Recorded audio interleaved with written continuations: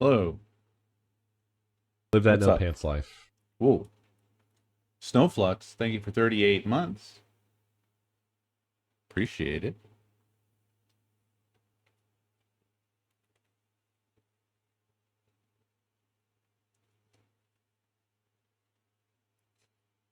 Love that emote. It's so good. HCJ pause.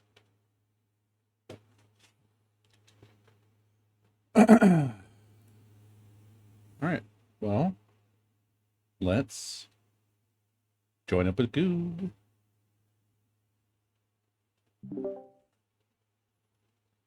Hello.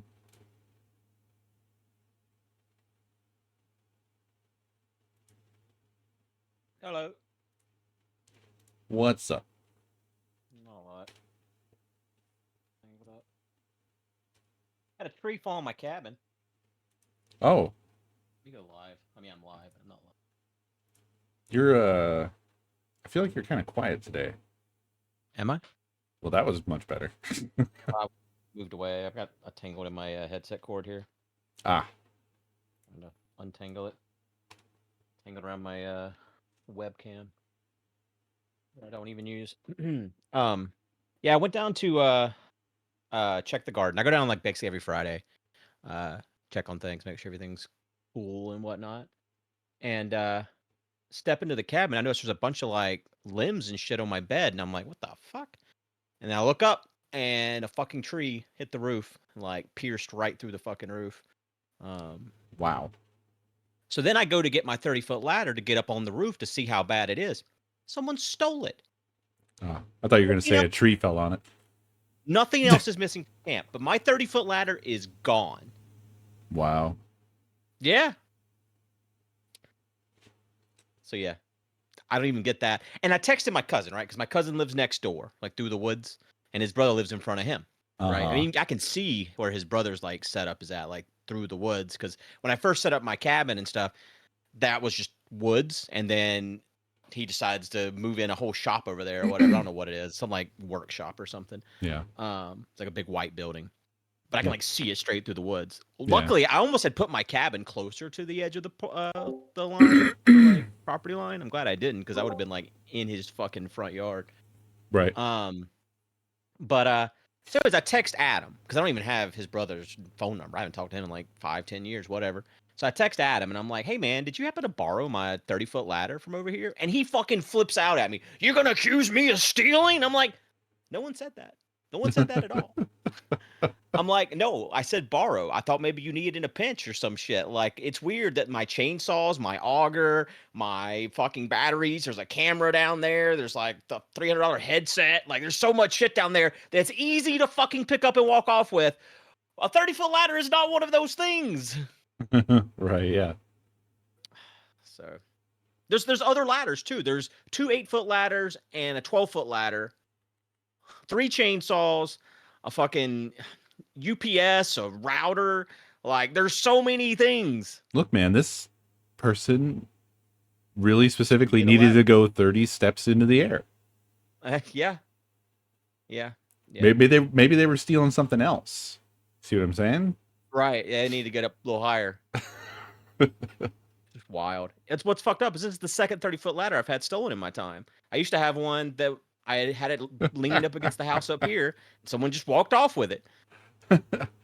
This is like really specific models and years of like shitty cars that you wouldn't Right. expect to get stolen, but for some reason they get stolen like crazy because there will And there's be some nothing nice fucking about them reason. either. Yeah. Like, I have two. I The first one was my dad's shitty old fucking ladder, and this one I actually don't even know where it came from, but it was beat up. It had like concrete stuck to parts of it and shit. Where I guess someone was using it for masonry. I don't know. Um, but yeah, like there was nothing special about this ladder other than it let me go on top of the roof, and now I can't do that. So yeah, but I have to fix Oh, my roof before it rains in like 2 days. So that's fun. right. Yeah. The worst part is I don't have a way to get an 8-foot piece of corrugated steel here to put in its place because I don't have a truck or a ladder. Um, but I need a ladder too. So I guess we have to order delivery for a fucking ladder and a piece of Doing steel. it. I'm to doing to it. I'm replace doing it, the Daddy. tin, whatever. Replace the roof part. What about a tarp? I mean, I could throw a tarp up there for now, but I mean, it's got to be fixed eventually, anyways, right? Oh yeah. Just saying. I mean, yeah, if I don't get it fixed by Sunday, I will throw a tarp up there in the interim. I Because, know. I mean, hell, it Thank you used to for be a tarp 83 only roof, months. remember? Right. Yeah, Going back to back to basics. yeah, yeah. Dude, the inside of that cabin is terrifying. Oh? If you have arachnophobia, they just have this dry spot, right? And all the spiders have just fucking been like, all right, boys. You know those spiders that have like the cone style web? Yeah, Like yeah, it goes down into like one single every part of like where the roof comes together. Anytime there's like a metal plate that like the hurricane ties, anytime there's one of those spiders has made that the center of his little cone. Fuck, shit, So there's goddamn, probably this slaps. I would say 30 of those in there, and each of them are like, like 4 or 5 inches in Omega, thank you for diameter. 88 Big ass months. fucking spiders. It's pretty wild. Crazy. Yeah. Yeah. Well, the tree got him. Man, what's funny is I really didn't expect the tin to buckle that easily. I guess the branch fell like a fucking spear, like straight down. It's probably about like the size of your fist, the end part that kind of made it through. Woo. Here, I got a photo actually. That's big. Yeah. Hey, at least you didn't get, at least that wasn't your final destination. Well, what's funny is literally directly below it is where my pillow sits. Right. So like it could have been like it didn't come through, but if I had been there and that had happened, I would have woke up and been like, "Holy fucking shit." I should have taken a photo like down below so you could see like literally it's right above where my head lays. There's that many spiders that size. What are they eating? Probably other spiders, honestly. Oh, wow. Yeah, look at that. Yeah. That doesn't seem so bad. No, I mean it just sucks because I mean you got to replace that whole piece of tin, right? You can't really patch it or anything. Yeah. So it just sucks. Yeah, It's not the end of the world. It could have been worse if like a larger portion of the tree could have fucking hit it and done serious damage. At least it's just a single hole. That's what I imagined because you said a tree fell on my cabin. Then Yeah, you showed me this stick. I mean, yeah. Well, I mean that's what happened. The other part of the tree is like down below, and like I guess that was just the biggest fucking branch that just pierced the thing. Right, yeah. But yeah. Wild, though. That's wild. Yeah, wasn't expecting that. Dude, I planted cantaloupe and watermelon down there, and it has spread. Oh my god, dude, it's like fucking Minecraft. You know how the watermelon grows in the block beside it? This is Yeah, more like yeah. it's growing in a city block beside it. Like the plant has spread from its base probably 8 feet in every direction. It's crazy how much cantaloupe and watermelon there is down there, but there's no cantaloupe or watermelon. There's just a massive fucking plant, and it's covered in flowers every time I go down there. So it's like there's just no pollinators, I guess, because like it's had ample opportunity for something to pollinate it. Well, they can't get past the spider gauntlet in the cabin. I mean, I guess the woods is kind of a bad spot for pollinators, right? You don't want to be flying. There's lots of spider webs and whatnot. So Yeah. I'm getting plenty of tomatoes though. So it's weird. Every time I go down there, I collect like 10, 15 tomatoes. Well, they don't need much, right? I guess they're kind of a weed. Tomatoes don't give a fuck. Yeah. Everything else. Well, my lettuce didn't do well, but like everything else has done really good down there. Nice. I haven't even watered it on, but it's been raining so much that like it's just what it is. But yeah. That's crazy, man. Anyways, that's all I've had going on this week. Nice. It was a nice injection of a. I would say I'd rate that a mild good week, maybe like a 4 out of 10. Yeah. I feel like something else happened, but I just don't know. It must not have been that good of a thing or bad of a thing. One or the other. School started back down here. That was fun. Good. Lovely. Open house and all that. Yeah. That's about the only other thing that's traversed my week other than trying to find my daughter a doctor, which is not going anywhere. Yeah, I was gonna ask. Probably no updates there. Mm-mm. Nope. Nope. I've called the pediatrician multiple times, and they're like, there's nothing we can do, and I'm like, okay, well, there's nothing I can do either. So yeah, I don't know. Yeah, I'd What do you say cost and time wise, Yeah, you might want to just like take a vacation up north. I mean, she might take a permanent one. Well, I didn't mean that. I don't think it's. I don't. I mean, it's just probably not good for her heart, but I don't think it's like life threatening. But yeah, yeah. All right, all right. Just saying, north of the I mean, hell, border. I don't even know what else can I do. Oh, you're talking Right. about go up to Canada? Yeah. Oh, I see. A Yeah, her mom little won't let me get her tourism. her mom won't let me get her passport. Actually, I Oh, think she's worried I'm gonna just like leave the country with her. We you? both America this time. Damn, she crazy. Yeah. I Why did you laugh that hard to it though? don't know. You're kind of married to that house and that little spot that you got Yeah, with your we'll see. garden and your cabin and your frogs. I just can't imagine you like. I mean, maybe you are. Maybe you are a globetrotter. I mean, it would be really fucking nice. I'm not gonna lie to not be tied here, sell every fucking bit of it. Oh, I know what happened this week. My aunt died. My aunt Polly. Oh, I'm sorry. Yeah, the woman we'd been taking care of for a very very long time. And that's Wow. another reason why I would love to just leave this fucking place because years and years ago, she gave everything she owned to Alan. I've told you about Alan before. He's the guy that was going to buy one of the houses we rent, and then he moved up here and realized he could just rent it indefinitely for $300 a month, and everyone else can go fuck themselves. Right. Yeah. Um, and that's Alan. Well, when he moved up here, Polly was so excited because, like I said, she gave everything to. She put her house and her car and everything in his name 10, 15 years ago, something like that. And we've been taking care of Polly, and whenever we knew he was moving, Jess was like, "Finally, some help." Every time we'd see Polly, we're like, "Have you seen Alan?" No, he literally lived next door.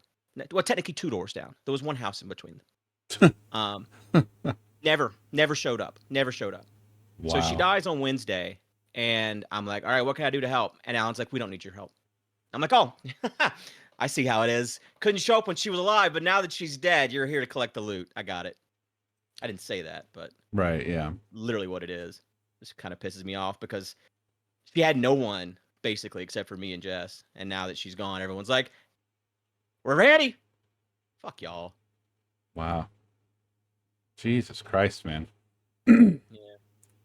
Seems like you I don't know what it is, but you sure seem to like know a lot of or have to deal with a lot of wastrels. That was my last family member. She was it. And for once I wasn't the one responsible for hospice. So I'm glad someone else was there for that final bit. And it Yeah. wasn't on me. She was in the hospital. So after I got the only other family I have is younger than me and should live longer than me. So Jess and Apple, that's it. There's no one else Right. that I count. Technically, I have like Adam and Kathy and Alan, but fuck all of those people. Right. Like our families just are completely estranged from each other. So whatever. Right. But anyways, Man, I can't imagine like investing in somebody and leaving everything to them and then they act like you already don't exist. yeah. The thing is, whenever my uncle Ben and Ruby, so Ben had leukemia, and that was the guy I used to take to his treatments all the time, and then he passed away from his leukemia. And then it was just Ruby, and so was there to help her as well. They never had any kids; they weren't able to, and so it was just me. No one else showed up. No one. Kathy, Kathy's technically like the first generation. Like her dad is Ruby's brother or whatever, right? Yeah. So I'm second generation because my dad was you get it, right? Yeah. And that was the same as Kathy in terms of generations go. So like, there's technically Jeremy and Adam, which is Kathy's kids that are my age, that could have helped. Didn't do anything. But whenever Ruby died, their will was so old that originally it was set to go 1/4 Alan, 1/4 Ricky, 1/4 Kathy. Those are all Sam's kids. That's like my grandma's brother, Ruby's brother, Sam. His 3 kids each get a quarter. And then my dad was supposed to be the 4th quarter, but he was dead, so they changed it to be me. Mm-hmm. So they got 3/4 of everything. They didn't do shit. And I didn't do any of this hoping that I was in a will or anything. It was just a family member's in need. He used to help me, help my dad when my dad was sick with cancer. And so, like, I'm going to do the same sort of thing, right? But they Yeah. were quick to fucking, like, for instance, whenever Ben died, he had a truck. But all their belongings, including their vehicles, all that shit went to Kathy. All I got was a quarter of the properties. And so I told Mhm. Kathy then, I'm like, I am in desperate need of a truck. She's like, well, we're selling it for 32,000 if you want to buy it. And I'm like, thanks. Cool. Great. Got it. So yeah, like shit like that just, always irked me. And then, going down the years since then, every year whenever it comes time, like, all right, what do we make on rent this year? Oh, here's your payout. We had to spend a lot on upgrades. Here's $300 for the year. Oh, cool. I'll scroll it away. I could pay rent once if I was Alan. So shit like that just pisses me off because it's 3 brothers and sisters, and then there's me. Yeah. So I just don't even like look at that shit anymore. And now that Alan's living there, he keeps upgrading the house. He added like some fucking trellis bullshit that cost $1,300 beside his carport, and we paid for that because it's a rental property. I'm like, whatever. Just go fuck yourselves at this point. Like, whatever. Yeah. So It sucks, man. it is what it is. It's I'm really trying to think about it, and get upset about it, because what can you do? right. Yeah, it is weird. Like, I also just don't really have much in the way of family, and my memories of it are not good. You know, Right. like when my grandma died, and I think this is like just a really common story, but there's always like somebody else who just shows up to sort of, as you say, loot, Yeah. to where, you have to like change the locks and shit because, well, they're dead now, so we're just gonna go in and just do whatever and take whatever, and like, what's up? My grandma has this niece that's bipolar, and everyone's always like, "Oh God, watch out for Lisa. You see Lisa, steer clear. Like she's either gonna yell at you or be really nice or yell at you about someone else. Like who knows?"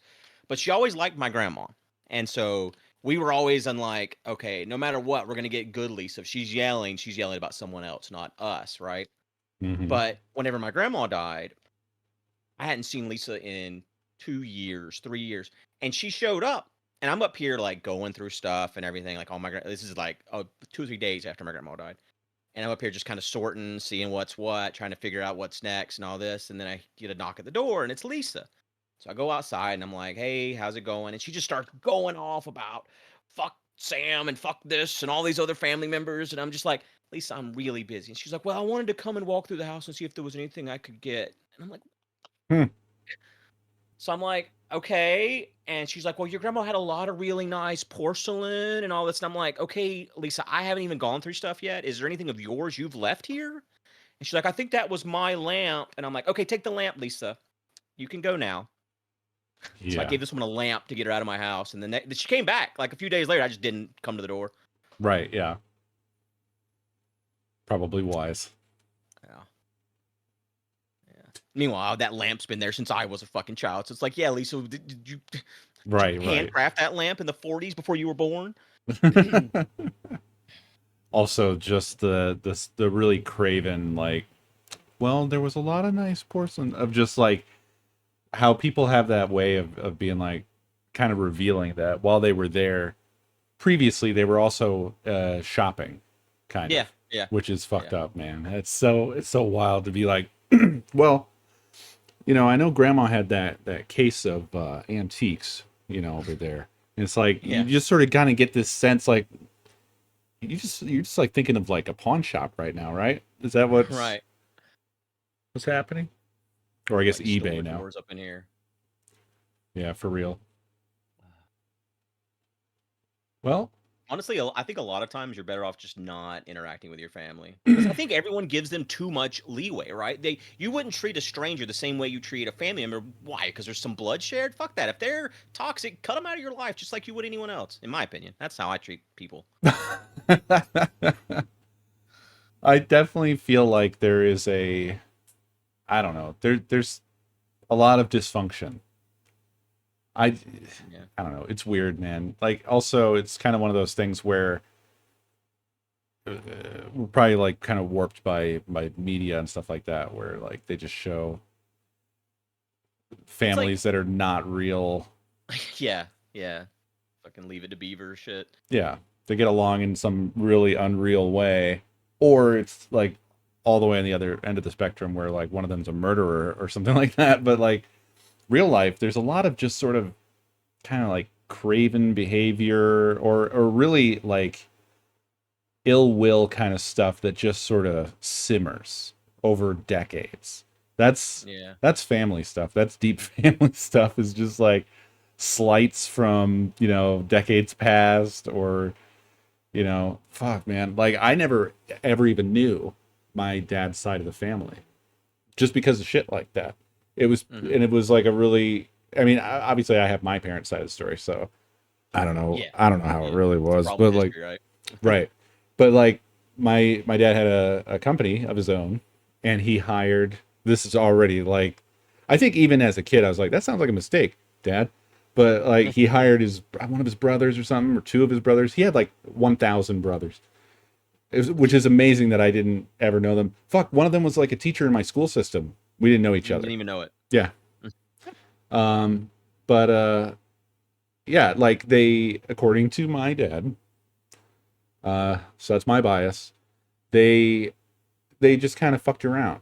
They didn't, because they worked for my dad, then, obviously. And that seems to me like such a obvious, like, if I were to go work for my brother, I don't have one, but if my brother had a company, I went and worked for him, my internal sort of perspective on all that would be like, I need to be like probably better than I would be at another company where I don't give a fuck about anybody at the company, right? I mean, that's how I would take it too. But I guarantee you there's the people that probably like the brother that in this story that you may be biased in, probably took it that way, which was like, yeah, well, I mean, it's my brother owns the company. I can do whatever I want. Yeah, exactly. That's the story, and it's just sort of like, man, and obviously he had to fire his brother ultimately, and then that just sort of, there was Right. no relationship with any, but like everybody else was like, well, fuck you then, because of, my understanding of it is like sort of that blood perspective crap of like, well, no matter what they do, they're family, so you can't. It's like, so that means my dad has to just get shit on, and he Yeah. can't do anything about it because family. And that's not violating the blood pact or whatever, but firing him because he's not doing anything is. Okay, that sucks. I think I'm gonna break the pact. Yeah. Jess got in a fist fight with her dad years ago. This was whenever she was like 16 or something, and it was over something stupid. Her dad was on drugs. But Right. like, anyways, he beat the shit out of her, and, like, fucking beat her head into the concrete, and like, I've seen Jesus. photos. So she went to the police, right? And so the police came and arrested him, and then so her grandfather kicked her out because he's like, you don't call police on family, and it's like, yeah, you also don't beat their head into the concrete. God, that's, yeah, man. Why? I don't understand why people like that exist. I don't understand how you Yeah. can have that perspective. Don't you? Wouldn't you care more about your grandchild getting fucking physically abused? Why do you not care more about that? That's, how do you get there? How do you Yep. arrive there? I don't understand, man. Yeah. Yep. You care more about, I don't, fuck, man. I don't know. Sorry, that just pisses me off too. I remember like growing up, my mom used to get her ass kicked all the time by my stepdad, and she'd always end up dropping the charges and going back. And so fast forward to I'm in high school, and the guy she's dating at the time was actually a nice guy. His name was Jack, and I'd wrecked my car, and I was scared to ride the bus because the bus was like very racist, and like my only experience on the bus was really bad. And so I was like talking to my mom in the kitchen, about how I didn't want to ride the bus. We weren't in an argument. It was nothing heated about it. We were just having a conversation. Out of nowhere, fucking Jack comes up behind me and sucker punches me in the kidney. Never laid a hand on me before that day. Never laid a hand on my mom. Like, it was just out of nowhere. And so we get into a full-on fucking fist fight. I end up running into the middle of the street to get away from him because I'm like, you're not gonna chase me into the traffic. The And fuck? so I end up going to school, and there's a police officer at our school. And so I go talk to the police officer and file charges. And then I'm riding the bus home with a friend of mine that day. And my mom, my car was wrecked, right? So she gets my car fixed, and she tells me that I can have my car back if I drop the charges against Jack. And I'm like, you can go to hell. I'm like, you can keep the car. I will not be dropping any charges against anybody. I watched you do this my whole life, and I'm not following in your footsteps. That Yeah. happened right in front of her. No? Yeah. Oh yeah. She saw the whole thing go down. What? But she's what like, there's the no fuck? reason to have this on his record and all this. Ended up working the advantage years later because he went to court and he got deferred sentence, basically, where for the next 10 years, if he touched any minor, he would automatically get like 3 years in jail, something like that. Right.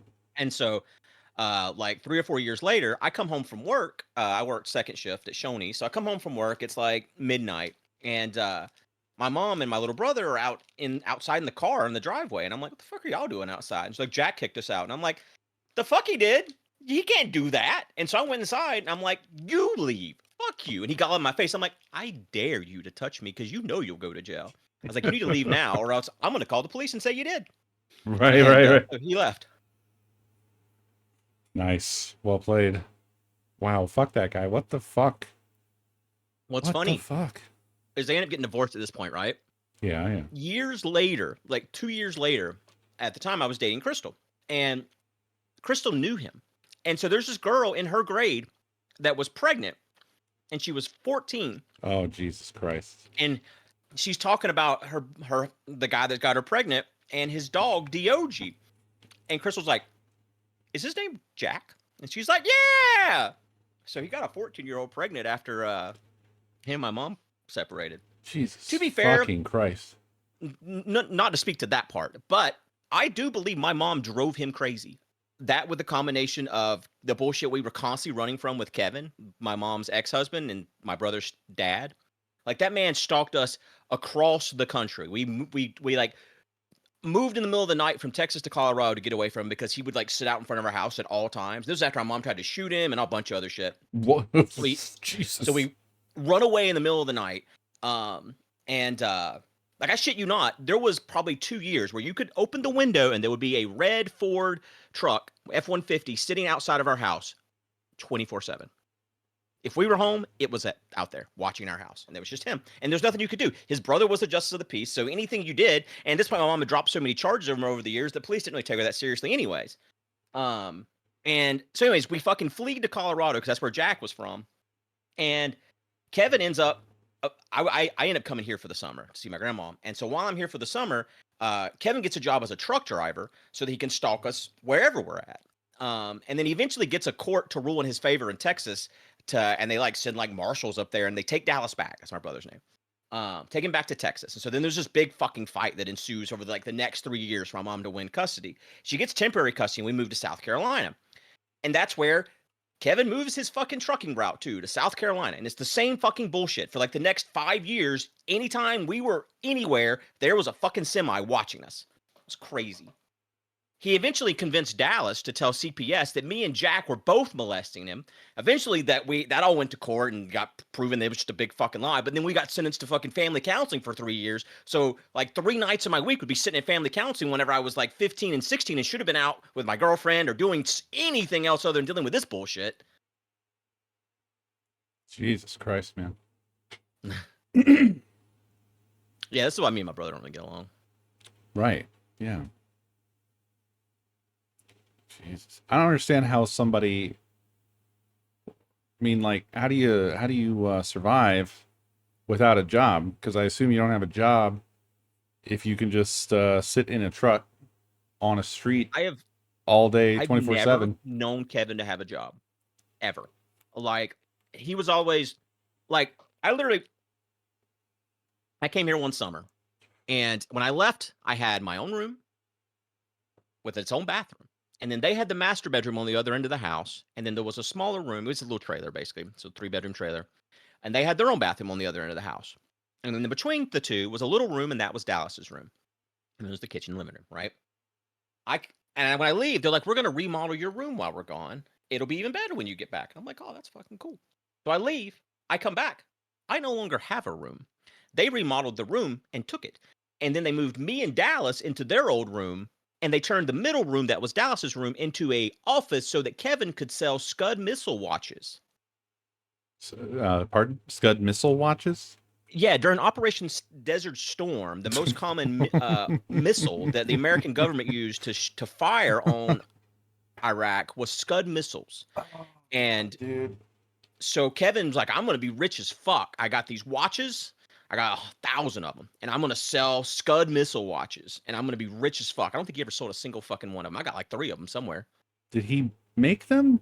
No. It's just one of those fucking multi-level marketing bullshit. He got I'll probably find scammed. one. He got Yep. scammed. Okay. Yeah. And that was always him. That was always him. He was always doing something where he was going to be rich as fuck, and never was. God damn, man. It is such a good thing that, like, at some point in the history of the United States, Isn't that awesome? we had regulatory bodies together enough to Holy just shit. briefly function well enough to take the lead out of the gas. What's that now? I looked for it, right? Oh, you found And I it found instantly? a listing on Etsy, and if they're actually worth this much now, Kevin just should have held on to them. Sitting on a gold mine. That's it, though. That's the thing right there. I'm excited to see this piece of shit.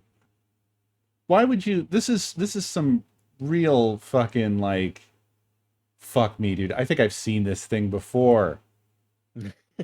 Oh Well, no. used to live in a house with cases of them. For anyone in chat that wants to see, here's a link. Well, this says Patriot versus Scud. Yeah, I guess that's what it was called, because we were the Patriots. Well, I know I've heard of Patriot maybe missiles. they shot. Maybe I think they were shooting down Maybe Scud they were missiles. Yeah, I don't know. Also, Scud don't know. is such a funny name for a fucking missile, because it sounds like an onomatopoeic kind of fucking like that's like that the Yeah. sound it makes when it hits or something, like Scud. Yeah, the second hand was a Scud missile that rotated around. I assume the fucking thing followed it, so it would always be getting shot down, right? No, it didn't. The Scud, the thing in the center only points to like the left there, and then the second hand just kind of rotates. So sometimes it's even though it's blowing up, it's all the way down there at the bottom. They're only shooting them down twice a day. Yeah. Well, no, it's the second. That's like the second hand, the like Right. 60 seconds. So they're shooting it down every 60 seconds. Okay. But all the rest of the time they're missing. Yeah, they're missing Amazing. 59 seconds of the day. But yeah, he never ever used that office either. I basically got stuck rooming with my little brother, who I'm 8 years older than. So I was like 10 and he was 2. So that he could store a bunch of Scud missile watches in that center room. God damn. And that was a fucking nightmare too. We had like bunk beds, and Dallas would just sit on the top and spit on me all night long. And when I finally got fucking fed up with it and spit on him back, Kevin would come in and kick my ass. Oh, Jesus Lord. Yeah, it was great. Yeah. There's too many unhinged people here. I assume it must be like this across the entire planet. I don't know. Sometimes I get like hopeful, and then you tell me some stories, and then I'm reminded of what people are really like. Oh Yeah. man. I hope it's rare. I hope it's rare that there are people that there aren't very many people like this out there. I hope. The thing with Kevin is he was such a master manipulator to, like, even after my mom and him, like, I hated the man, right? But after they separated, my four-wheeler, I had no way to get it from his house over to where we moved. And so my four-wheeler was still over there. And I was still friends with his dad, Dallas's grandfather, because that was the only good person in that whole fucking family, as far as I'm concerned. Though there's rumors he killed his wife, but they were both alcoholics, and she was kind of a mess. So she either died from being too drunk and burning up her room, or he killed her. Neither would surprise me. Um, but either way, he was a nice guy. He used to give me little chores and shit to do like around the farm and pay me money. He's like how I learned like about chickens and farming and milking cows and all this other shit, right? Yeah. And so I talked to Wayne. I'm like, hey, do you think it'd be okay if I still came over and rode my four-wheeler out there in the pasture and around the canal and all that? And he's like, sure. So I was doing that, and then Kevin made it a point to make sure I couldn't get to my four-wheeler unless I came and talked to him. And he'd be like, we should go get McDonald's and shit. Like, suddenly this completely different human being appeared to the point where he actually started making fucking. I remember coming and talking to my mom and be like, maybe you should get back with him. Thank God she was like, no, not this time. Oh, We got wow. our own house. Like, I found out so much shit later that was so much worse because um, the final straw, I guess, was that my dad got cancer. And he did not want me to find out until the school year was over because it wasn't anything I could do. All it was going to upset me, right? So he told my mom and told her not to tell me. And then Kevin used it as blackmail, like either you're going to have sex with me or I'm going to tell Jason his dad has cancer. And that was finally the moment my mom left. Was that? Yikes. Um, Fucking yeah, he's a yikes. piece of shit. Yeah. God damn. When I went to Texas for the eclipse, I really considered going and talking to him one last time, but I just don't know that I could maintain my composure, so I decided not to. Yeah, like why? What for, man? Why would you do that? Closure, I guess. I mean, the last time I talked to him, I was a kid, right? He did come to town for my brother's graduation. He tried to talk to me then, and I was like, "Don't fucking speak to me." That's the only thing I've said to him since I was like 13. Yeah, what happened to the cutting off thing? Probably roll with Well, that. no, I don't want Probably him back stick in with my that. life. No, I know, but I I would mean, just like to. I just want him to know. Like, I don't know if you realize what a piece of shit you are, but if no one's ever told you, I'm here to do it. oh You're a real man. piece of shit, and you really don't deserve to live. The fact you outlive like people like my mom, that's a damn travesty. So I hope your death is really painful. Now go fuck yourself, and then I could just leave and be happy. Yeah. It never goes like that. I think that's tends to be more of a fantasy than anything else. The Oh ultimate sure, telling I'm sure off. it wouldn't Yeah. go, exactly like that, but it could be cathartic. I don't know. I get you. No, I mean, I understand wanting it. I understand that part. But yeah. Man, I'm sorry all that shit went down. That sucks. That I sucks. mean, I guess I wouldn't be who I am without all those things, right? You know the story about Jack, the sucker punch? That was an ultimate butterfly effect because maybe good, maybe bad, but I can trace back everything to that moment because that morning when I got to school, I was all fucking bloodied and beat the fuck up. And my first place I went was the computer lab teacher. I was really good friends with her, so I went there. She wasn't there, but I was sitting outside of her classroom. This guy named Paul and Aaron walk in. I didn't know them at the time, but I thought, holy shit, that girl's hot as fuck. But I'm too busy being bloodied and beaten right now to do anything about it. And so the computer lab teacher didn't show up. So I went to my chemistry teacher because she was like my second favorite teacher. She was there. So then, because we couldn't go into the office building until the first bell rang. And I was like fucked up. My shirt was all ripped and shit. And so she brought me into the office building so I could talk to the police. So then that afternoon, I rode the bus home with my friend Rob. And lo and behold, Aaron rides the same bus as Rob. And I'm like, who is that girl? And he's like, I don't know. Her name's Aaron. I'm like, well, she's fucking hot. And so that night, me and Rob didn't know what to do. We go to the mall. We're in the music store, and in walks Aaron and her friend Lee. And I'm like, all right, 3 times in one day, that's enough. I'm talking to her. So I walk up and I talk to her for a bit. And we started dating.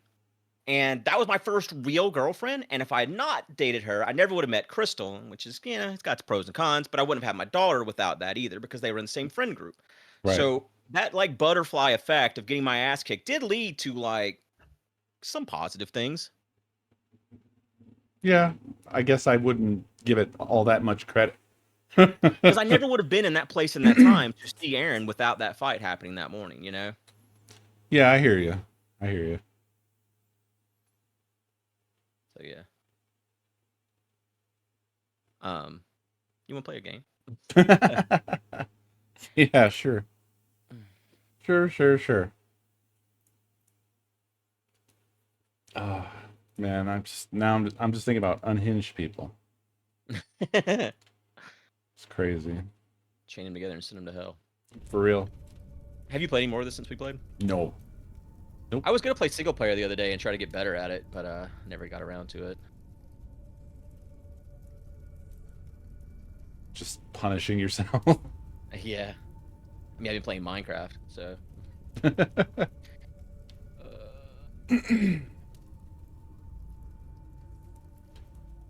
God.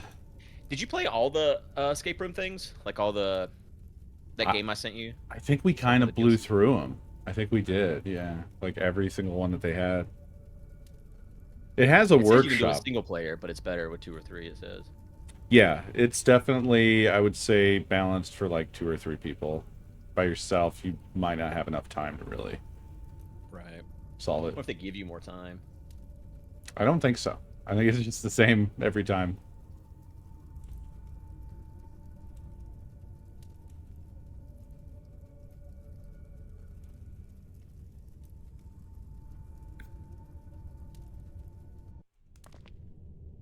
All right, did we start over? Yeah, so last time we did this, you wanted to reset our time and have a fresh save, and so that's what we have. We're 3 meters up already, which is, well, 5 meters if we jump. Okay. Oh, yeah. Oh, we're going down, Co. Yeah, now we're at 0 meters. It sucks. So the wings are gone. Yeah, those are global. Yeah. It's really interesting. You can't toggle them off when there's a leaderboard around them, though. Right? Yeah. I don't know. Programming is hard. Not sure if you're capable, though. I eagerly await your fall at the very first hurdle. Speaking of unhinged people and, like, just me wondering about the inner lives of stuff that I'll never know, I drove to this small town around here somewhere. I go through it occasionally, and there's this house where they have a giant sign, which I know this is not news. This is super, I mean, everybody just hearing me say that can imagine what that probably looks like. What's a little weird about it is that this place is like, I don't know what they are. They're like a paralegal or something. So at the front of the house, they have a little business sign with their name on it and whatever the fuck it is that they do, right? It's one of those. Little at-home business. But on the side of the house, in the yard, they have this big-ass fucking handmade sign that they continually update with absolutely fucking unhinged right-wing political shit. Yeah. And it's not stuff like, it's not even like talking points. It is just the unhinged ramblings of whoever's making the sign. They just make shit up. And what I don't understand businesses that do that, right? Yeah, that's crazy. You're immediately like, okay. I mean, I guess from their perspective, they're like, yeah, stay away. I guess. Oh. It's all right. I'm gonna pull you up. Yeah, there was a pizza place. That and Papa John's are the 2 places that deliver here. Yeah. And it's a family-owned place. And during COVID, they put a bunch of signs on their doors and shit that if you wear a mask, don't enter this establishment and all this. Right. So they lost my business forever. Yeah. And it's just like, what are you thinking? Like, you had to know there's going to be people that don't. Oh, right, you had a plan for this last time. Yeah, if I can remember which button does the countdown. I forget every time we do this. What is it? Right click? It is. It's right click. Oh, I Wait. had R at the same time. It's okay. Let's not go because I need to time it. I remember the timing. Yeah. Here we go. This will be right. It wasn't right. Oh, we still made it. Yeah, we still made it somehow. Okay. Ready? Yep. I said I was ready, and then I did the most weak-ass jump on Earth. I did see that. I was like, is this gonna be all right? But yeah, it's crazy how, I mean, all that shit related to businesses is insane. Like, the whole thing with them, like, whining, like, nobody wants to work anymore. It's like, dude, nobody wants to work for you because of this. You know, like, because of how you are. Anyway, like, I don't understand why. I would just wonder how the people in the small town feel about it, because this there's no rules for this sign. Is basically what I've learned over time. When it comes to like profanity or just being like fucking gross. Do you want to jump across here or no? Not really. Okay. I don't trust it. Okay. Both of us to do it. I'm scared. Sorry. You're good. So like the latest sign, for example, says, and also I want to say it's probably like 4 or 5 feet tall, and they write it in big, like all caps in black, like a serial killer. Oh, good. Okay, so this sign is really shouting at you if you're driving by it. And it's right on the way to the center of town too, so like you're not missing it. Nobody in town is missing it. It's probably lots of people have the view of it out their fucking windows from their houses. Okay. And currently it says Like always updating the sign again. right. Yeah, oh man, I would so love to catch like a glimpse of this fucking serial killer putting their sign up. But it says something along the lines of that basically Kamala only got where she is because she has a vagina. And it's not deep thoughts. Yeah. It is not more advanced than that. But that's basically what it says in huge giant text. And I'm just like, why do y'all tolerate this? Because every time I see this place, I fantasize about driving in their yard. Yeah. You know? Yeah. Like I've seen a lot less Trump flags and signs this year, at least. Oof. It's a good sign. Not me. Next one. All right. Well done. You climbed up. I guess I don't know, because a lot of people around here, they just kind of didn't stop. Don't get too careful. So there's a weird mix. There's like signs that still say like Trump Pence. Let it go in your false beliefs. So Yeah, there's a lot of places that flew flags and they've taken them down, and no new ones have come up. So and Huh. they still have like their American flag or whatever. So they're not gone. yeah, I mean, I don't want to get too hopeful, but it would be really what? How? Whoa! What the don't know. fuck? I hit the ladder and then bounced back up in the air.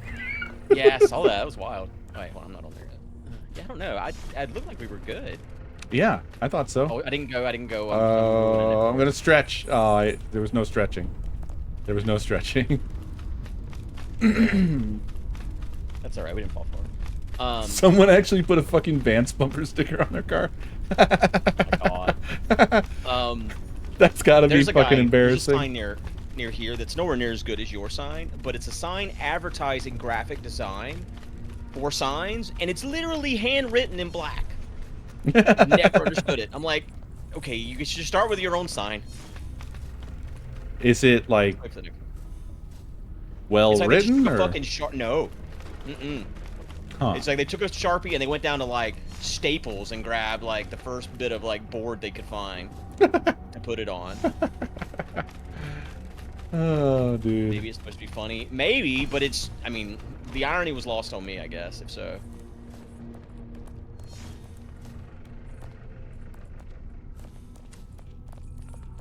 Yeah.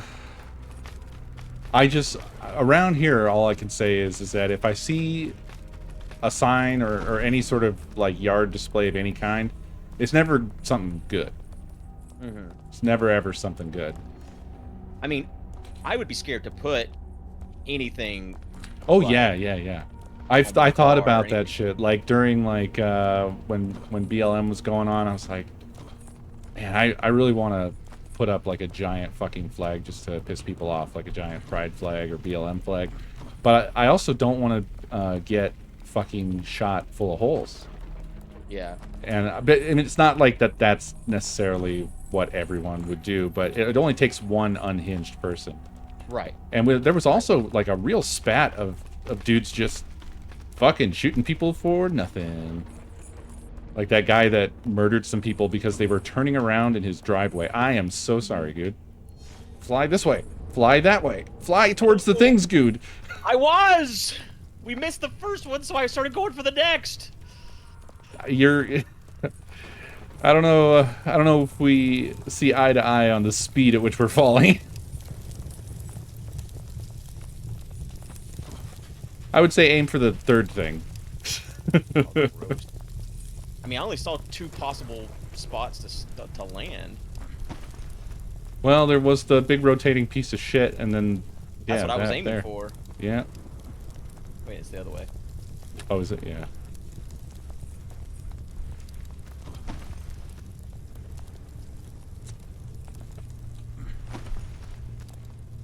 I do love how they are unraveling. I think they really need. I'm not like.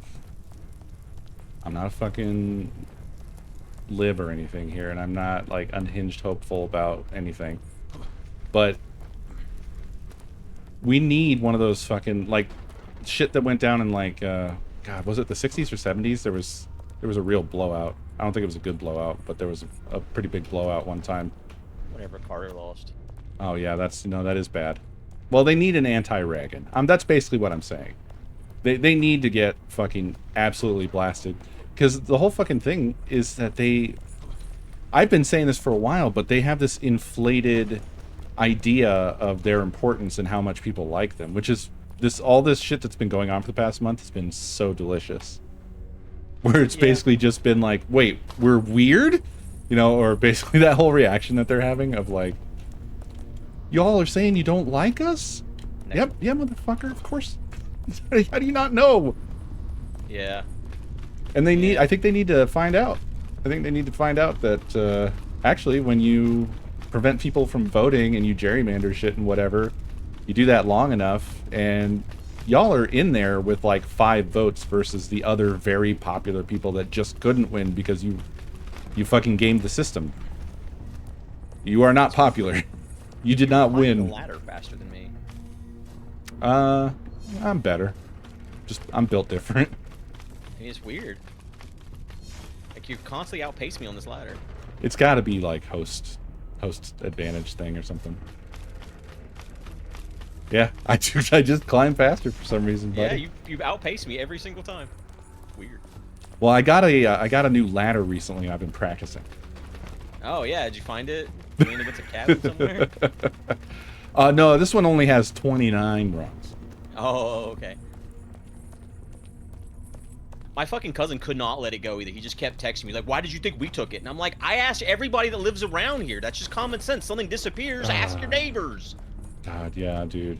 I'm like, I thought you needed on a whim. We've had a lot of bad weather. Maybe some shit fell. He's like, I don't need no one's stuff. I got my own. I'm like, okay, forget it. You didn't take it. I got my answer. I don't know how much you give a shit about your cousin, but he sounds like dumb as fuck. Asshole. He sounds really dumb. Yeah, he's not very smart. I don't know. I don't know. I think it's just like a result of this area, really. Oh, I missed. Ooh, okay, which way are we going? Towards this. It's the only thing we can go towards.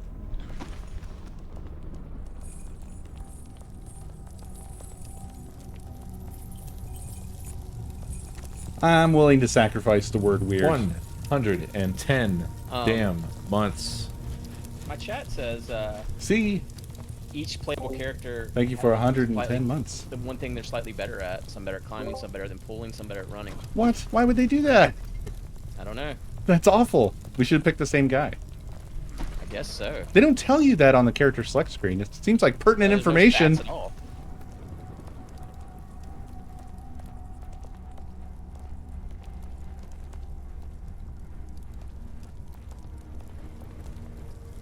Yeah. I wonder if we ever got past this one part without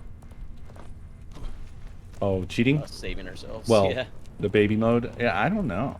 We can. We've done more difficult stuff. Yeah, I'm just thinking about that woods part that we got fucked up at every time last time we played. Yeah. I think the most time we spent anywhere was falling back into the fucking water. Back up the elevator. That's my biggest memory of our sessions thus far.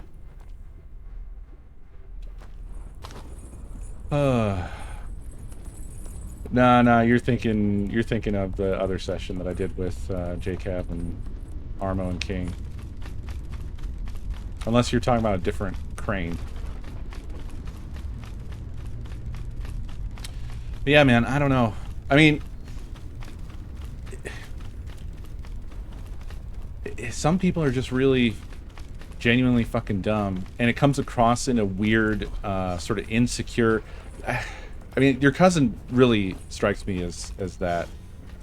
There was a dude that kind of had me, like, he kind of woke me up to this, because after I got out of high school or whatever, I kind of encountered mostly normal adults for a while, and then I had a friend who was kind of a.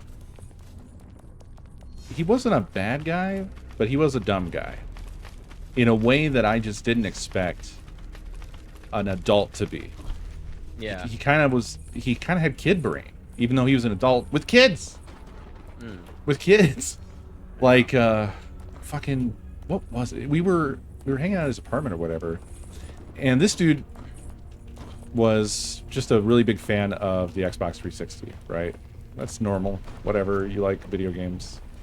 But what's abnormal was, I was just talking to him because I was into video game stuff and I like to talk about video game stuff, and I was talking about some game, and he asked, like, is that on 360? And I was like, no, I think it's a PS3 exclusive.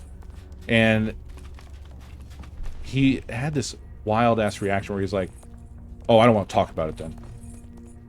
And he just got like weirdly ultra defensive and weird about it in a way that I can only imagine like a 12-year-old would. You know, like, why are you this? I don't even know what. Like, this is so weird, man. Like, I like the Xbox 360. I also like the PS3 and the Nintendo Wii and whatever. Like, I like video games. I don't like brand names. I don't care about the brand name. It's their fucking spot right here, Co. Oh, this thing. Okay, I see what you're talking about. Let's not do what I wanted to do. Whatever I wanted to do was too hard. So, I don't know what the right thing to do is. I think what you wanted to do was to just jump over them as they come at you. I kept wanting to be like, try to outsmart it, like when it's in the middle or whatever. No, we chase it out to the middle and then jump. But like that we could not make that happen. So like go now, basically. Like as it starts coming back, we go. Yeah, but the problem is like the jump is delayed with my plan, and it relies on like our individual judgment of when they're overlapping in the middle. I don't know. Okay. Man. Next thing, if we get pushed off, yeah, is there anywhere to fucking land? No, because it shoves us way the fuck out in the boonies. I mean, if you look down, there's nothing. Look, we have to basically fly behind us, and we're gonna get shoved off that way. Yeah, but that's what we should go for. We should go for those spinning things. Okay, like, and this is where I feel like we have different judgment, because I feel like if we get shot off that way, we have zero chance of reaching those spinning things. We won't. Okay. I don't think we even have a chance. Everything is that direction was my thought. So we just kind of head back in, like the way I'm facing now. That's the way we go. 100% agree. I just don't think it's possible. I mean, I'm not going to not try, but I don't think we could even hit the little island with the trees on it. I just don't. We get shoved out too far, and we fall too fast. But okay, all right. Yeah. So this. Why don't we try? Let's just try something different, because we tried what I wanted to do multiple times and it failed. So what if we, when this one's coming towards us, let's go when it's dead in the middle, jump the one that's coming at us, and then jump the next one as it's coming at us. That seems like it would be easier, right? Right. I think I was just thinking about it wrong, maybe. So when they, do you want me to just call it when I think they're in the middle together? Yeah. All right. And go. That we land on that second one. Yeah, you're right. There's no way to get back to anything. We land on the second one. I mean, this is what happened on my screen. We both just landed on it. Not on my screen, but that's fine. I think that's what was happening last time too. It felt like we kept landing on it. Yeah.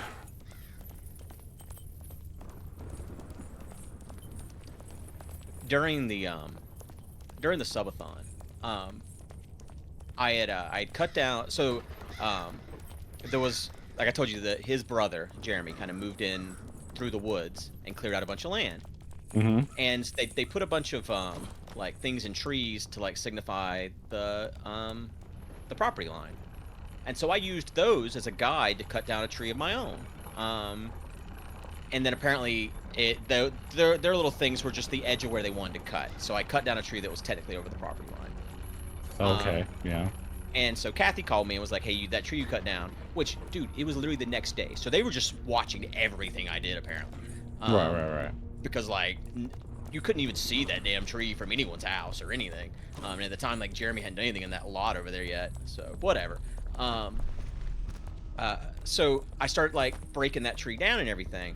Trying to get it all cleaned up and cutting the boards. It's a long process, you know. The subathon ended. So we wasn't quite done cleaning this tree up, but the subathon ended. So we'd left to go to the beach, and there's still like half a tree out there in the woods. And I was like, I'll clean it up when we get back from the beach. And I get a text from Adam, like, "Hey man, when are you gonna clean that tree up?" And I was like, "Oh, I don't know. Is it in the way or something?" I was gonna get back to it whenever I got back from the beach. I'm at the beach, my thing ended, and so I'm gonna worry about it when I get home. And he's like, "Are you getting smart with me?" And I'm like, "What? What are you talking about?" He's like, "I don't know, something you're trying to be a smart ass to me." And I'm like, "I don't know what you mean." I said I was gonna worry about it when I got back home. He's like, "Well, you've been doing other things instead of working on that tree." Because I had also, like, Peter had cut down some trees, and they were longer in length, and I needed 13-foot boards. But whenever I'd cut down that other tree, I'd cut them all at 12 foot, so that tree wasn't helping me. So I moved on to other things. So apparently they were just like literally, oh my god, literally stalking everything I was doing. To the point where, like, "Oh, you're not cutting that tree today." It's like, dude, get a life. But yeah, like, the way he, like, texted me was like, what do you mean, am I getting smart with you? We're both 40-year-old adults. Like, what? Yeah. Hey, Lindley, you think of the biddies? There was another part during the subathon. So whenever I was little, my dad built this house by himself. Mm-hmm. And where Peter lives now, Ricky, of the Ricky Allen Kathy group, Ricky built a house with his wife. So my dad was in the process of building a house, and Ricky built his own house. But he had it, like, basically he had, you know, a crew of men show up and build a house in like a week, or two or whatever. You know what I mean? You know how people just throw together a fucking house. Yeah, out the of nowhere. Amish. Meanwhile, my dad was building a house by himself for like a year and never finished before he died. But Jeremy and Adam would always talk all this shit about how I was never actually going to have a house to live in. And meanwhile, Ricky's already done with his house and all this. And so whenever I started building my cabin, and then Jeremy shows up, clears out a lot, and has a bunch of men show up to start building shit, it reminded me the similarities between... Oh my god. Oh, great. sorry. I Right? jumped at it and I just slid off instead of vaulting. I keep having that problem with those skulls. I don't know why. Yeah, I don't like the skulls. So when I was reminded of the similarities between these two scenarios, I had texted Adam was texting me, and I basically brought it up. Like, you remember whenever my dad was building a house, and then Ricky just threw up a house in a second? Like, the same damn thing's going over here. I'm over here building a cabin by hand, and Jeremy just threw up a house out of nowhere. I was like, y'all used to talk so much shit. And he was like, "If we talked any shit, you fucking deserved it, you liar." And it's like, what? It's your fucking deal, dude. Like, man, dude. I don't know what it is with your stories, but it always makes me kind of like go to some sort of philosophical zone where I'm like, this is the problem with society. But that's immediately what I'm like, because I'm thinking we've also been talking about like a lot about like family and blood bullshit and all that stuff. And there is like there's a real fucking poison that is in people. Because I'm just like, whenever you like tell me about that kind of behavior and stuff, I'm just like, fucking, like, why act that way? Why behave Like, that way? I don't know what prevents him. It's like, look at the parallels. And, you know, I'm basically the age my dad was, and I'm building a cabin by hand. He chopped down all the trees to build our house, and it kind of looked like a log cabin. That was like his goal was a cabin-esque style house. And so, like, to me, there was just a lot of funny similarities here. This wasn't like, whatever he was trying to make it out to be. Yeah. Well, I mean, like that's what I mean by there's like a poison to it, where there's because this is making me thinking back to any of the family shit that I can fucking remember, or even like friend stuff sometimes and whatever. Like, there is this weird inherent thing that sometimes people get. They seem to get infected with it, where they're distrustful of everyone, and they always assume. This is really common with fucking neighbors too. Like when you started talking about like whose tree is whose and all that shit, I was like, oh my god, dude. I have flashbacks to like shitty neighbors and property lines, and like there's a lot of people out there that they're just not easygoing at all about anything ever. It's always like they're scheming against me. They targeted that tree. There's gold in that tree.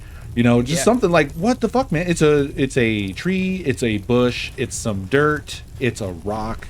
Like, can at least there you was chill? some drama around the tree in terms of like Kathy like freaking out. But Dude, it fucking happened again.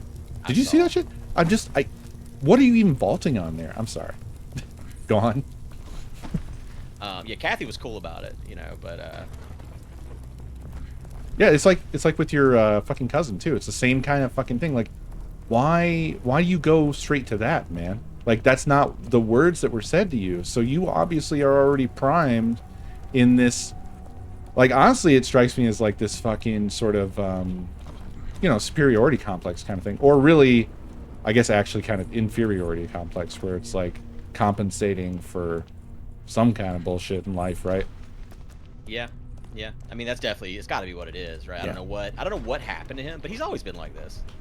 That seems to be the source of energy for some people sometimes, where they don't have like an answer. They're not happy with life, but they don't have good answers as to like what's wrong or why things have gone the way they've gone. So then their way of like patching it over is to kind of like fight the world, like just always everybody's out to get me. Everybody else is the problem. Next one, yeah. Or something like that. I don't know what happened to him either, because like him and his family's been wealthy forever. They've always lived in one spot, always popular. Like, he had none of the things I went through growing up. He still got both of his parents. Hell, his grandfather's the only one left out of all the 9 brothers and sisters now that Polly died. So like he's never had like a struggle ever. Right, yeah. So it's like, it's weird. Like, the world has been your fucking oyster. You never had to work for anything. I mean, you've worked. I mean, I'm not saying he's lazy. Because, like, he's always been a hard worker. But, like, he also didn't have to worry about anything. Like, he worked for his dad because his dad had his own electrical company for most of his life. So, like, up until he started his own, like, plumbing company, he was just working for his dad and didn't have to worry about anything. Lived with his parents until he was 28. It's like, and then he moved on to land that was given to him by his parents. All right, well, I mean, kind of, you're starting to sound like you're just kind of, you're pointing to the problem over and over again. I mean, the thing is, I guess, like, if you can take everything for granted, but then why would you be mad at the world whenever the world has handed you everything on a platter? Well, you know, that's the thing, man. He is one of those QAnon. Yeah. Okay. Yep. All right. I've told you all about him, where he like stood at my door one night and just went on and on and on about all kinds of wild conspiracy theories. Yeah. He's like, you need to look into it, and I'm like, I mean, I like reading about them. They're all crazy though. Well, you know, honestly, regardless of like status, people can have these sort of complexes about shit that they are, I think, like, it's just insecurity, really. It's just insecurity over something. Who knows? Like, they could be wealthy, but they're not happy with how they look, or maybe they just have nothing but bad social experiences and they're like bitter about that. But that's sort of like this seed that seems to be the core thing that then shit like the QAnon stuff just is fertilizer for that, man. It's just because all that does is just tell them, yeah, everyone is out to get you and your kids and your house. They're taking everything and they're putting it under a pizza shop, you know, or whatever. I don't know what to do here, Co. I think this time you just lead the way and I'll try to follow, because what we might be having here is like a desync problem. So I don't know. I just don't know what to do about landing on that other one. I don't know. You call it, man. I mean, all I'm doing is just looking at it and kind of guessing as to how to deal with it, right? I mean, last time we did it, if we jump the first one, then the next one should just be coming at us for us to jump on too, right? Or jump not on, over. It's never been though. It's always, every time we landed on it last time too. That's how we kept getting knocked off every time. We'd land on the second one. Well, you're saying we, You can't jump again. I'm still in the air, and the fucking thing is under me and you when we hit. Oh, my screen. Little tap. Oh no, wait, never mind. I guess that this game doesn't do that. Yeah, I don't know. No little tap. I mean, maybe we should just see if it's synced up. Because for me, they're in the middle. Yep. In the middle. Middle. Middle. Yeah. Middle. Seems synced up. But Yeah. whenever if we jump it, when it's coming towards us, the other one is then coming towards us, and we hit it. I don't know, dude. I don't know how to get past this part. I really don't. I have no idea. I think you should just call it. Like, don't worry about me. You just do what you feel like you would need to do. So, I mean, based on what you're describing, you would need to start your jump, like, early when this one is still coming at us, so that you get on the ground again before you have to jump the next one, right? I think one thing we haven't tried is going now, basically. Like, if we go, the moment it starts going away from us, what happens? I'm making a Kappa face right now. But yeah, I mean, I'm down to try. What, is that what we tried before? That was my big plan last time we played over and over again. I was like, we should chase it in, this dude, and last then just time- jump them when they're in the middle. That never Well, worked. no, I'm not saying jump them in the middle. I'm saying, like... I don't fucking know, dude. I don't think we're going to do it. I don't think we're ever going to get past this part. I have no faith in us. That's where I'm at. Well, okay. We can follow... If we follow this one in, then we can kind of stop and jump it when it comes at us. And then go again. It seems like that's your plan, right? Yeah. Okay. 31 months, Coley. Do you I'll- want to try that? Yeah. Let's try it. Okay. It's next time. All right, let's go. There you go. I don't know why you were doing all that horizontal movement, but... I didn't mean to. My fucking it just happened. Okay, it all worked out. Okay.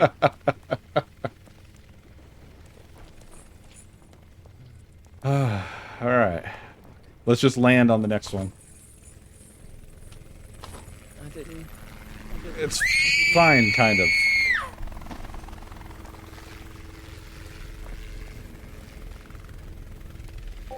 Nick, thank you for the bits. I didn't know what happened. I didn't know what to do. You just got all there. I don't remember this part at all. We're transcending. We're going to heaven. But yeah, man, I think a lot of this shit is kind of probably all the same shit. And I think it's all insecurity and things that prey on the insecurity and make it bigger and bigger and bigger and worse and worse and worse. That's what it seems like, right? Yeah, I guess, you know, him and I hadn't really interacted much ever since we grew pot together, and that kind of went downhill. Well, like, setting aside any context about him, so just that simple interaction on its face, I already immediately thought that sounded like the most insecure shit I've ever heard. Like, why would you instantly assume you're being accused of stealing, dude? Like, normally, that's guilty behavior, actually, is what people normally would think. So if you're Yeah. so worried about it, why are you immediately acting like you stole some shit, buddy? Yeah. That's real weird. Yeah. What do they say? It's really abnormal. Because it's I don't so think he easy stole to my be ladder, chill. for what it's worth. Oh I yeah, never no, thought he that's stole my ladder, you know? I mean, based off what you said, I don't think that he did, but I do think that he's a kind of an insecure little bitch from that one interaction. I don't know why it went like that. But yeah. I just don't understand why people expend that kind of fucking energy when it's so easy to be chill. It's so easy and relaxing to just not give a fuck. Especially about shit where there's no call to give a fuck. I would have just been like, nah, I didn't borrow it. And then probably inquired further. Do you think someone stole it? I mean, to me, I think it's good to know that there's shit going missing. In the neighborhood. Yeah, right? Yeah. I mean, imagine if fucking Neighborhood Watch shows up and they're like, we've had a report of a stolen vehicle in the area, and he's just like, I didn't fucking steal shit! What are you accusing me for? Like, dude, we're the Yeah. neighborhood watch. Oh, why have you done this to me? Buddy? Alright, alright. Ooh. Just like fucking pinned against the wall like I'm under arrest. Well, I am the neighborhood watch after all. And you did steal. As you have just admitted, so. But yeah, I don't know. It seems like it is that. It just is that. Can't fucking make these jumps, dude. Somebody hit this fucking thing. Come on, buddy. I Come can't. on. I'm just like floating, you know? Cole. Okay, well, you didn't have to do any of that. You got all aggressive. Come on. You got really aggressive about making that last jump for some reason. I'm Wait. tired of floating in the fucking air from a chain. Once you jump, I can't jump because it pins me against the wall. All right. Let's just wait for it to come around. We'll get you on up here, buddy. We'll get you up here. There you go. There you are, bud. What the fuck was that? I was trying to get there before you so you could fucking see what it's like, you bitch. Well, I don't have the problems you do, buddy. What is this? Pin you against the wall? Well, I'll tell you what, you weren't pinned against the fucking wall when you went to try to do the jump and you just hit your fucking head. Can you even do it? Can you even do it, buddy?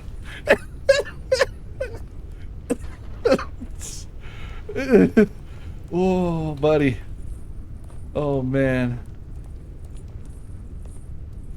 Oh. Thank you. The thing.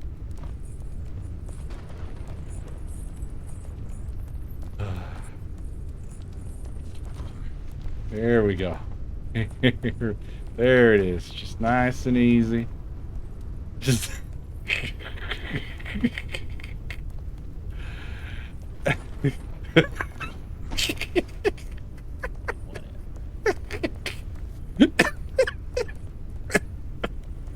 I'm okay. I'm okay. Oh. I don't know if you're still talking or if you hate my guts now. Shit.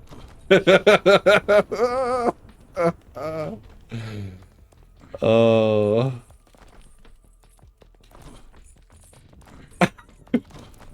All I did, dude, was just step aside to let you dazzle us with your beautiful jump. Oh, alright, let's go.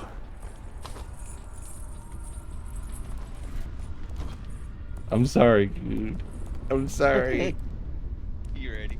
Yeah, next one. Ooh, you want to do that one, do you? Alright, well, let's hang out on this one now. We gotta crawl over. We gotta crawl over. We gotta crawl over again. Oh, it was doing weird things to me. This one. Yep. Woo, we saved it. Oh, he pressed the gigging button. It's time to gig. Let's go. This is permanently gigging for me now forever. Yeah, I don't know why. I think we had just got done talking about it. Then we had this mess and we are doing little froggy jumps, you know. I think there was some logic to it. Oh, yeah. Hey, we could do it. See, things fine. I'm shocked we've gotten this far again, to be honest. I didn't think we'd ever get past that wood area. If we fall back below that wood area again, I don't want to play this game no more. I totally understand. That's the fucking wild thing with these games, is how it can swing from, like, you feel that drive, like, I want to get there, I want to do it, but then you fall and it's like, I want to uninstall. I think I want to uninstall it, never play it again.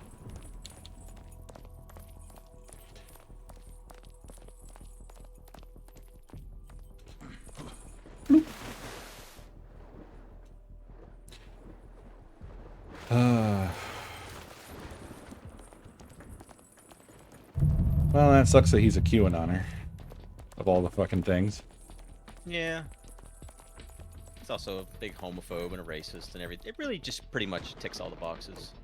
He's the guy I told you about that anytime he would like really get into like an actor, I'd be like, oh, did you hear he's gay? He'd be like, I'm never watching him again. I like the idea of ruining everything for him forever. That sounds He was great. a big Vin Diesel fan. I'm like, have you seen his new husband? He's like, what do you mean?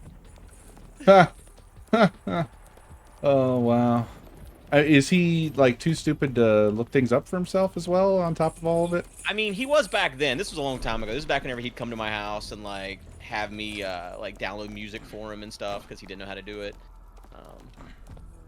So, yeah. Where do we go? Let's go up top. Okay. Sorry, I didn't... No, it's fine. It's fine. I was doing it as a just-in-case measure.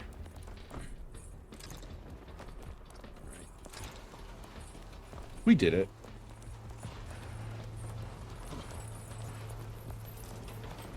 With Jim Gasoline, okay.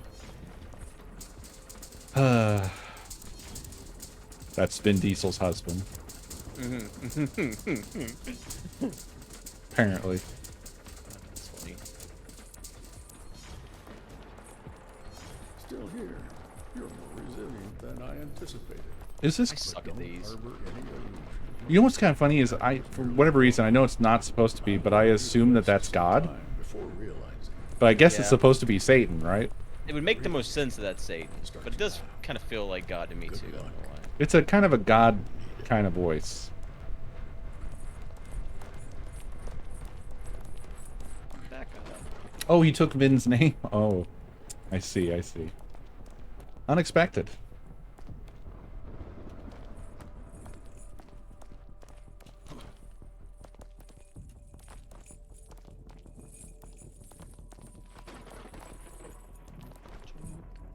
Ooh, ooh. That's okay. We can just ride around. We can ride. Calm down.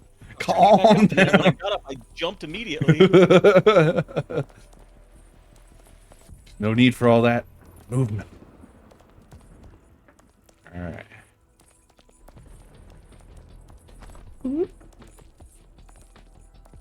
We're doing... I shouldn't say words. I'm not gonna. What? I was gonna evaluate how we were doing, and then I decided against it. Yeah, don't say shit. I won't. I refuse.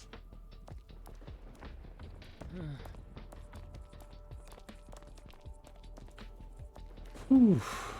Okay, so let's time these, I guess. 'Cause these are fuckers. I guess this is my first time going into the butthole authenticator. Nice, nice, nice. Yeah, as long as you can save it, it's good. What's rough about these is that we're inside of each other, and it's hard to judge, like, which one is you. Yeah. Am I too far forward or too far back? I can't tell. We're a mess of men. A mess of men. Corvus, thank you for 77 months.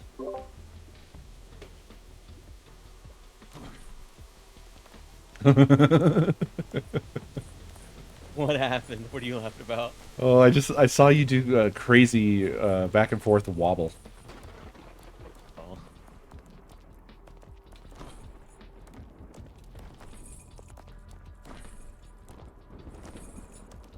All this yelling, I assume, is just people falling that are trying to also get out.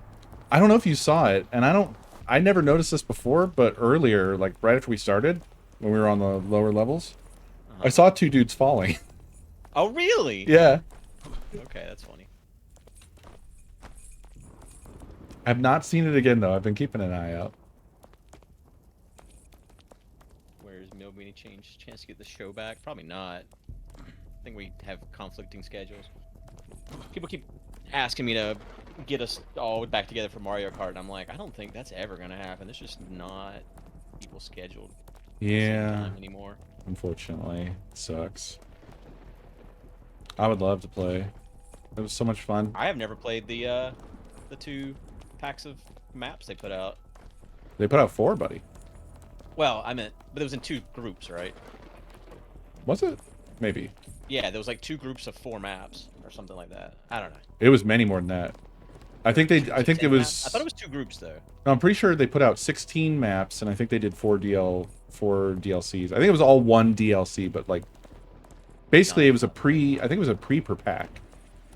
Like I thought that y'all guys streamed the first 8 when it came out, and then you didn't stream. I mean, I thought it was 2 packs. I don't know. It doesn't matter. Yeah. Either way, Yeah, I've there never was played stream played a little buy bit. those. I don't know where any of my Switch games are out. Actually, I put them all Really? in like the red things that go inside your like carrying case. Oh and no. I put all my eggs in a basket and lost my basket. I'm sure it's around. Yeah, it's in this house somewhere. I found like I have literally a box sitting right beside me right now are all the cases for all the games. You know what's fucked up? So you can play Portal 2 on PlayStation 5, right? Okay. It came out on PlayStation 3 originally, and it is not in the PlayStation Store. Wait. You is can this the only wrong play way? it if you have the physical disc. They have DLC for it in the PlayStation Store, but not the game. Huh. Strange. Yeah, I wanted to play Portal 2 with Jess, but can't be done unless I buy the physical game.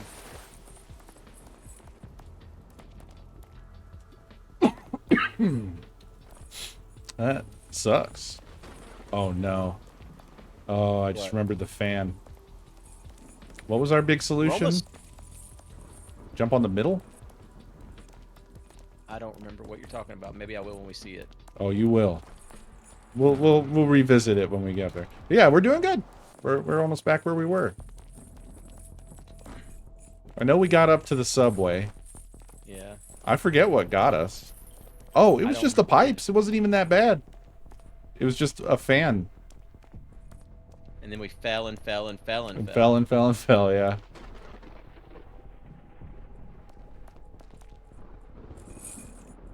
I love that they use that. That's such a cool little. I know it's nothing, Yeah. but I like it.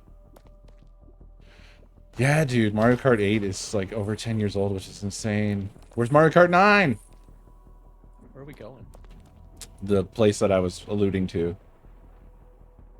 I don't even see where we're supposed to land. Dude, Oh, right there. Oh, yeah. Oh, yeah. I think we jumped on the middle of it. we I did. think that sort of helped us. Yeah. That's how we did it.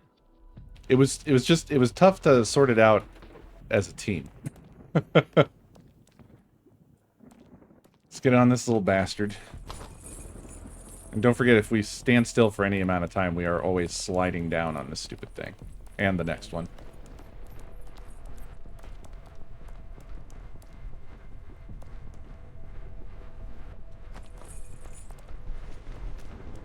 Okay, so I think just getting on the middle of it was still a good plan, I think.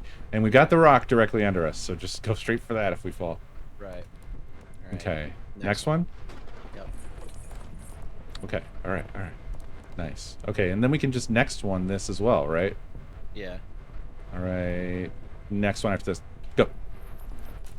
Oh, lives in a pineapple under the sea. Oh, man. God. Scary. Don't like it. I can't believe we saved that, actually. I don't know what happened. I really thought there was no way to get you up here with us. I'll tell you what, I did not sprint after going off in the middle of the fan, so that was all my bad. Oh, yeah, I definitely sprinted on that one.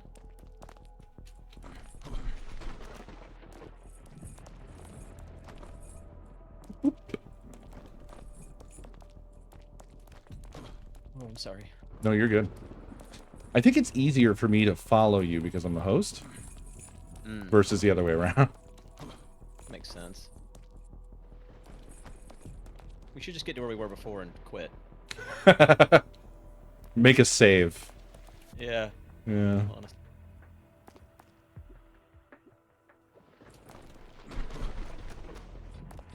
Ah, our greatest nemesis.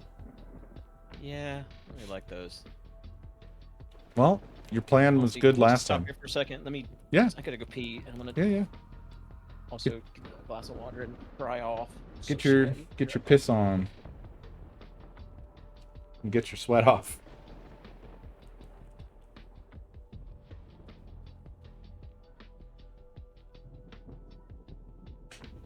Yeah, when I was in the middle of having that reaction, I realized this sure sounds like the pirate from SpongeBob.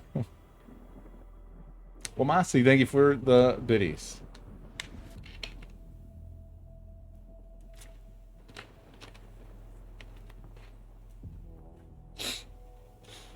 Yeah, I wish we could do the show again. I miss Milby very much. It's been so long since we've done anything together.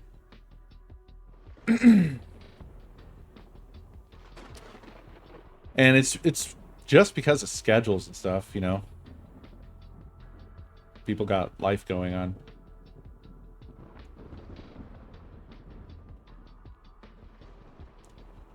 It sucks because we're all getting older, and there's a certain quality to it of like, kind of feels sometimes that you're going into like early hospice when your schedule prevents you from doing anything with anybody anymore. Like, I guess this is probably the end then. This is goodbye.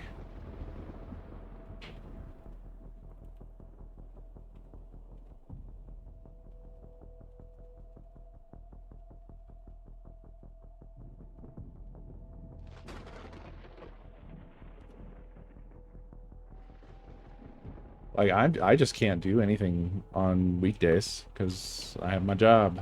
Got to do my job. And so sweaty. Nobody can do shit on weekends. Hello. Hi. We assumed that, Good. You don't even have to say it. Dude, it's bad. It's so bad. Like, I fucking went to the bathroom, pulled my pants down to use the bathroom, and like my underwear's like stuck to me. It's a game. Don't you have an air conditioner or something? It's cold in here. I'm literally wearing a blanket because my air conditioning bin is under my desk, and it like blows on me. I wore shoes up here tonight because normally my feet are freezing when I'm up here streaming. I wore shoes to prevent that, but then my legs are just icicles, but my body is wet.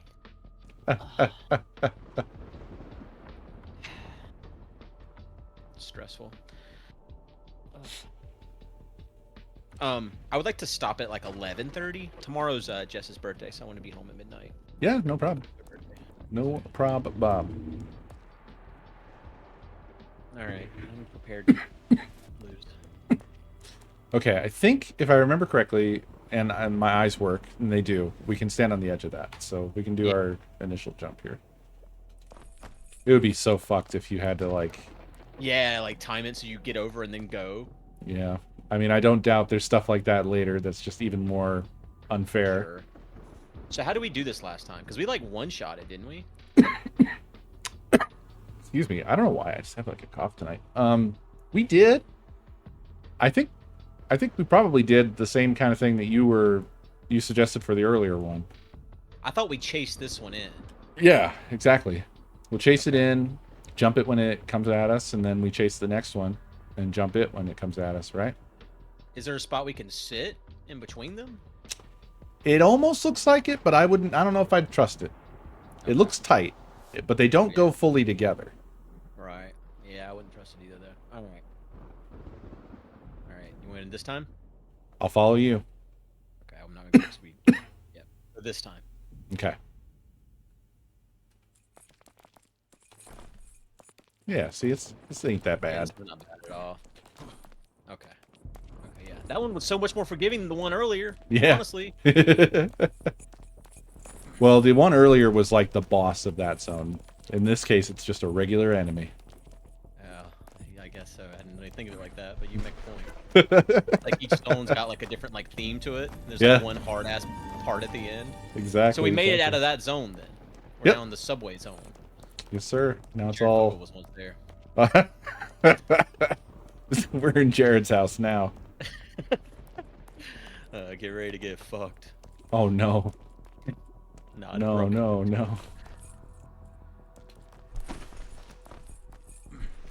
There was something I saw. What was it? There was some fucking cartoon that very unfortunately had him in it. Oh no. Yeah. Have you Which read is- the like story about him?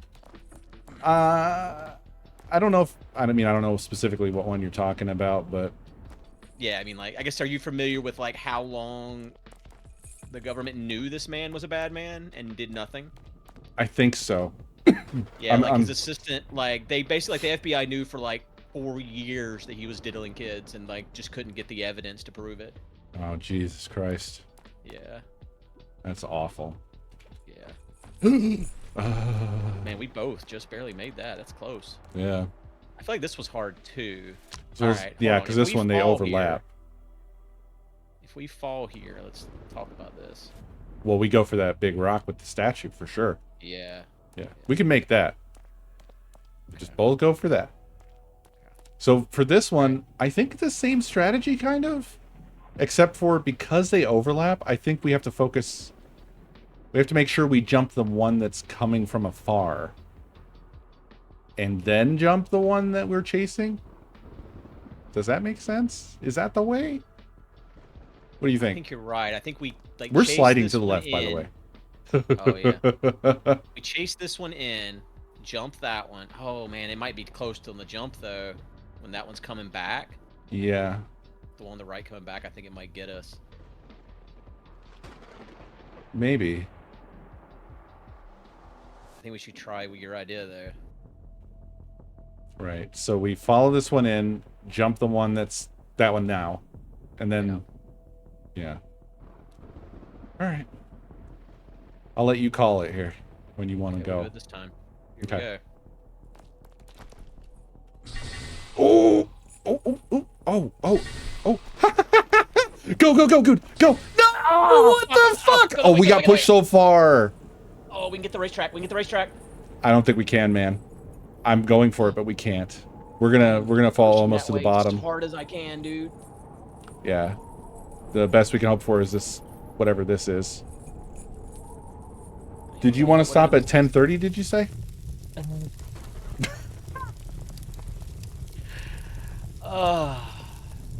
I don't even understand why that hit us that time, because I saw you jumping over it, and I definitely jumped over it. Yeah.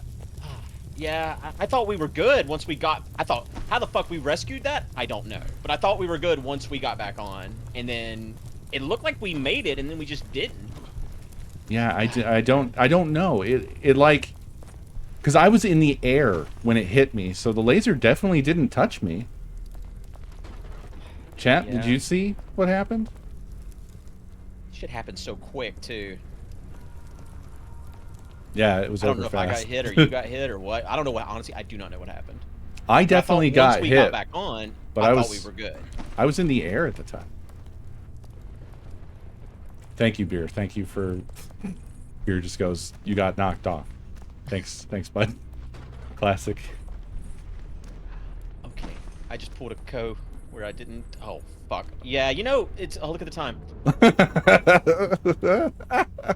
We're past the wood again, Co. Oh, we were anyways, weren't Yeah, we? we were anyway. Yeah. That's why I was saying, like, it's the when you're falling, you just don't have that much air control. No. Beer said, "Do you need a recap for that one?" You fell. Fucking hell. Yeah. I don't think this is our game, Co. It's okay. We have another plan lined up, right?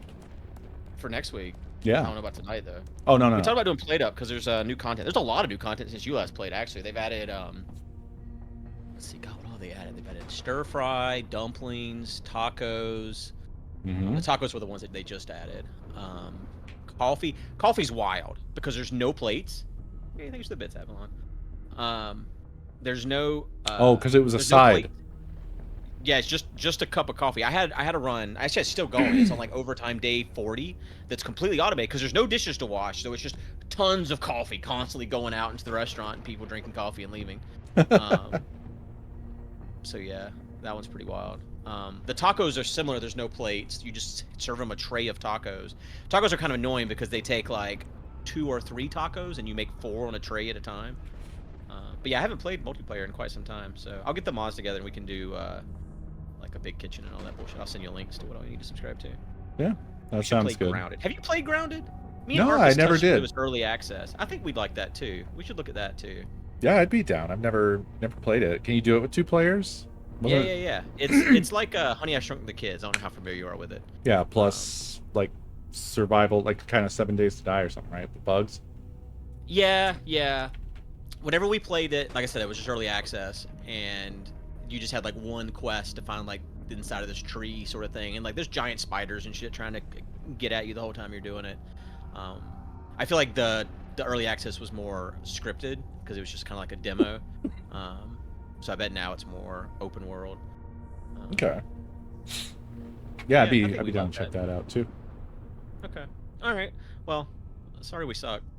I mean, we did pretty good. Once we got past that one stupid thing in the wood, we were Yeah. trucking. Yeah. What's frustrating is I like this game, but I also don't like where we're at right now. Well, Every yeah. time we fall back down here, I'm just like, I don't want to play anymore. I'm done. That's Doesn't make a good stream game, I guess, because like, we planned to stream for 3 hours. Now I'm like, I don't want to stream no more. Yeah, yeah. It's like, it kind of reminds me of like working out, where when you're doing it, you're kind of like, well, actually, never mind. It's not like working out at all. I was thinking like there's that after effect where you're like, I don't ever want to do that again. But then Yeah. eventually you come around to doing it again. But actually, working out sucks while you're doing it, and it sucks even more right after you've done it. So never mind. Yeah. And the next day, kind of too. Next day, you're like kind of sore. Oh yeah, yeah. It's a fucking nightmare. I wonder how long breaking a rib takes, because this shit sucks. Oh yeah, I forgot. I forgot about your Yeah, rib. it's bad, man. Each day I'm like, oh, it's a little better, and then like the next day it'll be way worse. Like it's not. It doesn't feel like it's getting any better. It just sucks all the time. So Every time like one of those things. you're Like talking. breathing's an involuntary action, but when your rib's broken, you notice every time you take a breath. Oh yeah, no So- doubt. It's like, oh, I'm breathing still. All right. Well, this was fun. I enjoyed talking more, though, to be honest. I mean, we can shoot the shit for a bit if you want. While you were talking, both times now, 2 dudes have fallen behind you over your shoulder. It's very funny. Watch for this. What do you think that thing is over there in the distance? It's got kind of like an alien head. Speaking of, you seen the trailer for the new Alien movie? I did. The other day you were like talking about how everything's a cash grab. I thought of you when I saw this trailer because it doesn't have Ridley Scott involved. Like, there's no one that cares about the Alien franchise I saw on the bill of sale for this movie. So like, I was literally like, this is what Cole was talking about with the fucking cash grabs. I've infected you. I mean, I don't agree with Twisters. I think Twisters could be okay. I don't know. I haven't seen it, so maybe it's gonna suck. Hey, as I admitted, I have not either. I haven't even watched the trailer for that film, so I haven't watched trailer for Twisters yet either. I think Actually, people don't are. like I think people trailers. really I feel like they're it. Too spoilery. They are. People are yeah. liking it. I think so. Yeah, I think I've mainly seen people saying good things about it. So. Okay. Well, I saw it was on a Plex near me earlier, so Gotcha. I didn't Yeah. put it there. It was just there. I just Right. got to share one. But I mean- it's like, oh, look at that. Yeah, all this stuff is always on a Plex near me for some reason. And I'm not near anybody. But yeah, I mean it's for different reasons. Like in the case of Twisters, that I just kind of made that assumption on its face, but I admit that too. I'm not saying that I like have some big valid opinion over here. I'm just saying right on its face, I was like, that sounds cash grabby to me. Because it's like it just when I think about Twister, it doesn't seem to me like it's got a cinematic universe in it, but who knows. But then in the case of like this alien, what is it, Alien Romulus, I guess. I think so. That sounds right. Yeah, I watched the trailer, and to be honest, what I came away with from that was that it feels like I actually posted about this somewhere, but it just seems too perfected. It lacks something that the original film had. Like the reason that you call Alien film, in that way, what people mean when they say film as opposed to movie, where it has a sort of grittiness, it has a kind of weird sort of realness to it, despite the content. Whereas a lot of stuff like this, even when it's trying to pay homage, and like Romulus is just dipped in that, right? Like they did the whole VHS stuff. I don't know which trailers you saw. The thing I watched was like the like teaser trailer things where it was all VHS themed and it was all like in a 4:3 aspect ratio and whatever. Oh, I did not see that. You should dig that up. It's not bad. It's interesting.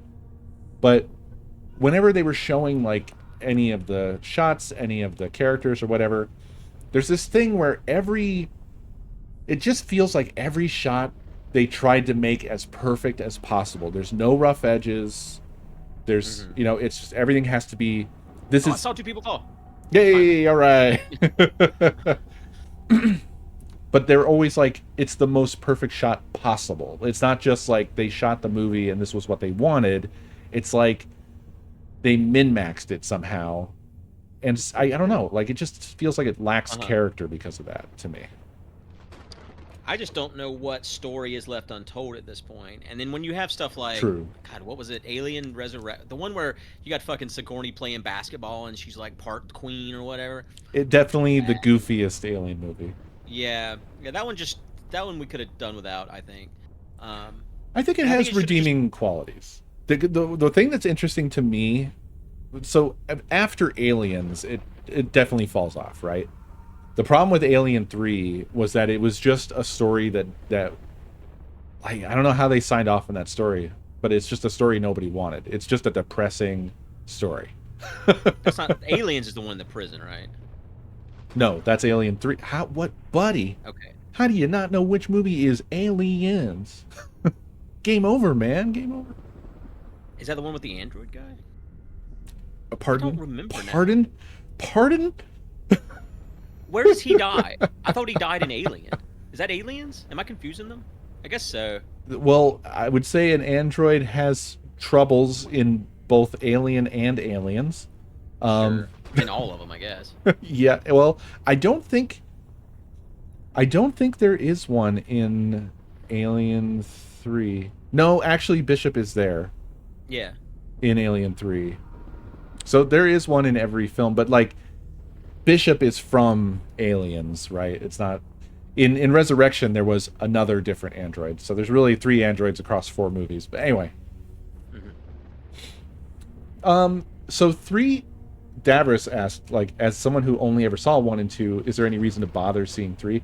So I would say yes, just because. Like, there's a lot of films like that where I will watch just because. And I feel like 3 and Resurrection are kind of in that territory. They're well-made films, but they don't feel anything like the first 2. But then again, Alien and Aliens don't feel very much like each other either. Because Alien is absolutely a slasher film, and Aliens is very much an action film, right? Yeah. But they're both really great. You know? I wonder how many years there were in between Alien and Aliens. Not many. Alien came out in 79. I thought it came out in 80, filmed in 79. But yeah, somewhere around there. No, I'm pretty sure. Yeah, I could be wrong. And then Aliens was somewhere in the 80s, like 84, 85, somewhere in there. Aliens is just one of those things. It's kind of like that sort of perfect 80s action film, right? It just scratches that itch exactly right. It almost feels like it's the culmination of that sort of thing. Maybe kind of competing with like Terminator 2. Aliens was 86, apparently. 86, okay. And when was Alien? 79, you were right. Oh, cool, I was right. Nice. But, so, Alien 3 is extremely 90s in the way that Aliens is extremely 80s. Because Alien 3 has that really dark tone. Like, the 90s, everybody was just fucking depressed in the 90s. It was 92 for Alien 3 and then 97 for Resurrection. Yeah. Resurrection was that close, honestly. Yeah. And they were like, all right, let's put this down. What makes Resurrection interesting to me, I basically almost don't even consider it a part of everything, because it's so cartoony almost. But it was it was directed by a French director, and there is a sort of Frenchness across the whole thing. And what's weird about that was I didn't know it at the time that I saw Resurrection, but then when I saw other films that were, I think maybe the same director or similar, but they use like the kind of the same pool of actors. You know how directors do that kind of shit. So like Yeah. some of the people that were in Resurrection were in like other films, like what's that fucking movie called? That has, it's like City of Forgotten Children or something like that, or someone will know what I'm talking about. But I think it might be the same director as Resurrection or whatever. It's a good film. I think it's interesting to watch Resurrection just for that, how it has that sort of, there's a tone to it across the whole thing. Yeah, Ron Perlman. Yeah, yeah, yeah. Yeah, Like, yeah. Sorry, go on. you don't like horror stuff, do you? Excuse me. Well, TV shows and movies. Do you watch a lot of? I mean, whenever you've talked to me about the things you watch on TV, it's not normally like horror series or horror movies very often. I know you like horror games, obviously. That wasn't the question, but I'm thinking about like the things that you talk to me about in terms of the things you've watched, and not often does horror come to the top of that list. It seems like. Yeah. So, I am not. I guess. Here's my deal. I think video game horror actually ruined me for film horror, because I didn't get into stuff like Jason or Friday the 13th, Nightmare on Elm Street, whatever, all that stuff back in the day, and I always thought it was like really goofy. I didn't really. It didn't seem scary to me. I think And that happened in like the 80s, right? Because like the first Freddy Krueger, it's a horror movie, right? The second one, suddenly Yeah. the man's a comedian. Same thing with like Chucky, right? Chucky, the first one, it's like fucking gritty, gory, bloody, murder, satanic demon. Then Chucky Yeah. shows up and he's a goddamn stand-up actor. So something happened with our horror movies in our childhood where the sequels all become comedies. There was a group of 3 that just fell. Gremlins, yeah. Yeah, Gremlins wasn't really comedy a horror. but yeah. Well, Yeah. so Gremlins was always sort of more like family horror or whatever, really, right? Yeah. That's Steven Spielberg. It was very Steven Spielberg. The reason why I asked this question originally is there's a director, Mike Flanagan. His stuff's all called the Flaniverse. But he is amazing. And he's done, there's multiple series on Netflix. The Haunting of Bly Manor, The Haunting of Hill House, Fall of the House of Usher. Those are all like one and done series, whatever. The reason why I Yeah. bring him up is because he uses the same actors like in everything. Right, He's got right. like 10 people that he brings along everywhere. But he's also taken on a bunch of Stephen King stuff, and all of it is amazing. Like he has not missed so far. Everything he's put out is like top tier. So I would recommend him if. This kind of sounds like what's his name? Frank Darabont? Is that his name? I'm not familiar with him. He did The Mist, and he did okay. The Green Mile, Oh, okay. and he did Shawshank Redemption, Huh. among other Yeah, things. Mike just left Netflix to join Amazon to take on the Stand, or not Stand, fuck, the Dark Tower series. Ah. What is it with Which is good. Amazon? Whenever that and movie came out, I was really sad because I was like, well, I guess that's what we get. 7 books consumed down to 90 minutes. Right. It does feel luckily like it's going up. Amazon is coming along and being like, "Hey, you know that thing that they just did? Also Yeah. us." Uh-huh. It's kind of a weird strategy. I guess Lord of the Rings seen a couple hadn't cool just been things. done, but Like we got Apple TV for free when we bought our new phones or whatever. So we watched a couple of series on there. It was all pretty good. We watched that chemistry. What the fuck's it called? The art of chemistry, something like that. It's about this woman that ends up getting like a TV show where she's like a Martha Stewart or whatever sort of thing. It kind of felt like Queen's Gambit in a way, but it was about this woman in her cooking show where she kind of takes over the airwaves. yeah. But it was pretty good. Huh. Have you seen the Jordan Peele stuff? Like Nope and Get Out and all those? Yes. I really like Get Out. I haven't seen Nope yet. I want to. I didn't What was love the Us. last one? Us? Is that the last? Might The be. last thing he did, where it's like the house just off in the desert. I don't want to spoil. Is that not Nope? Kind of Might sounds like be. Nope. I watched all 3 of them the same day, so the name of any of them Oh, does okay. not stick. So I wasn't a big fan of Us, which is the one where there's like duplicates. Oh, I agree. But that one, it just presented too many like.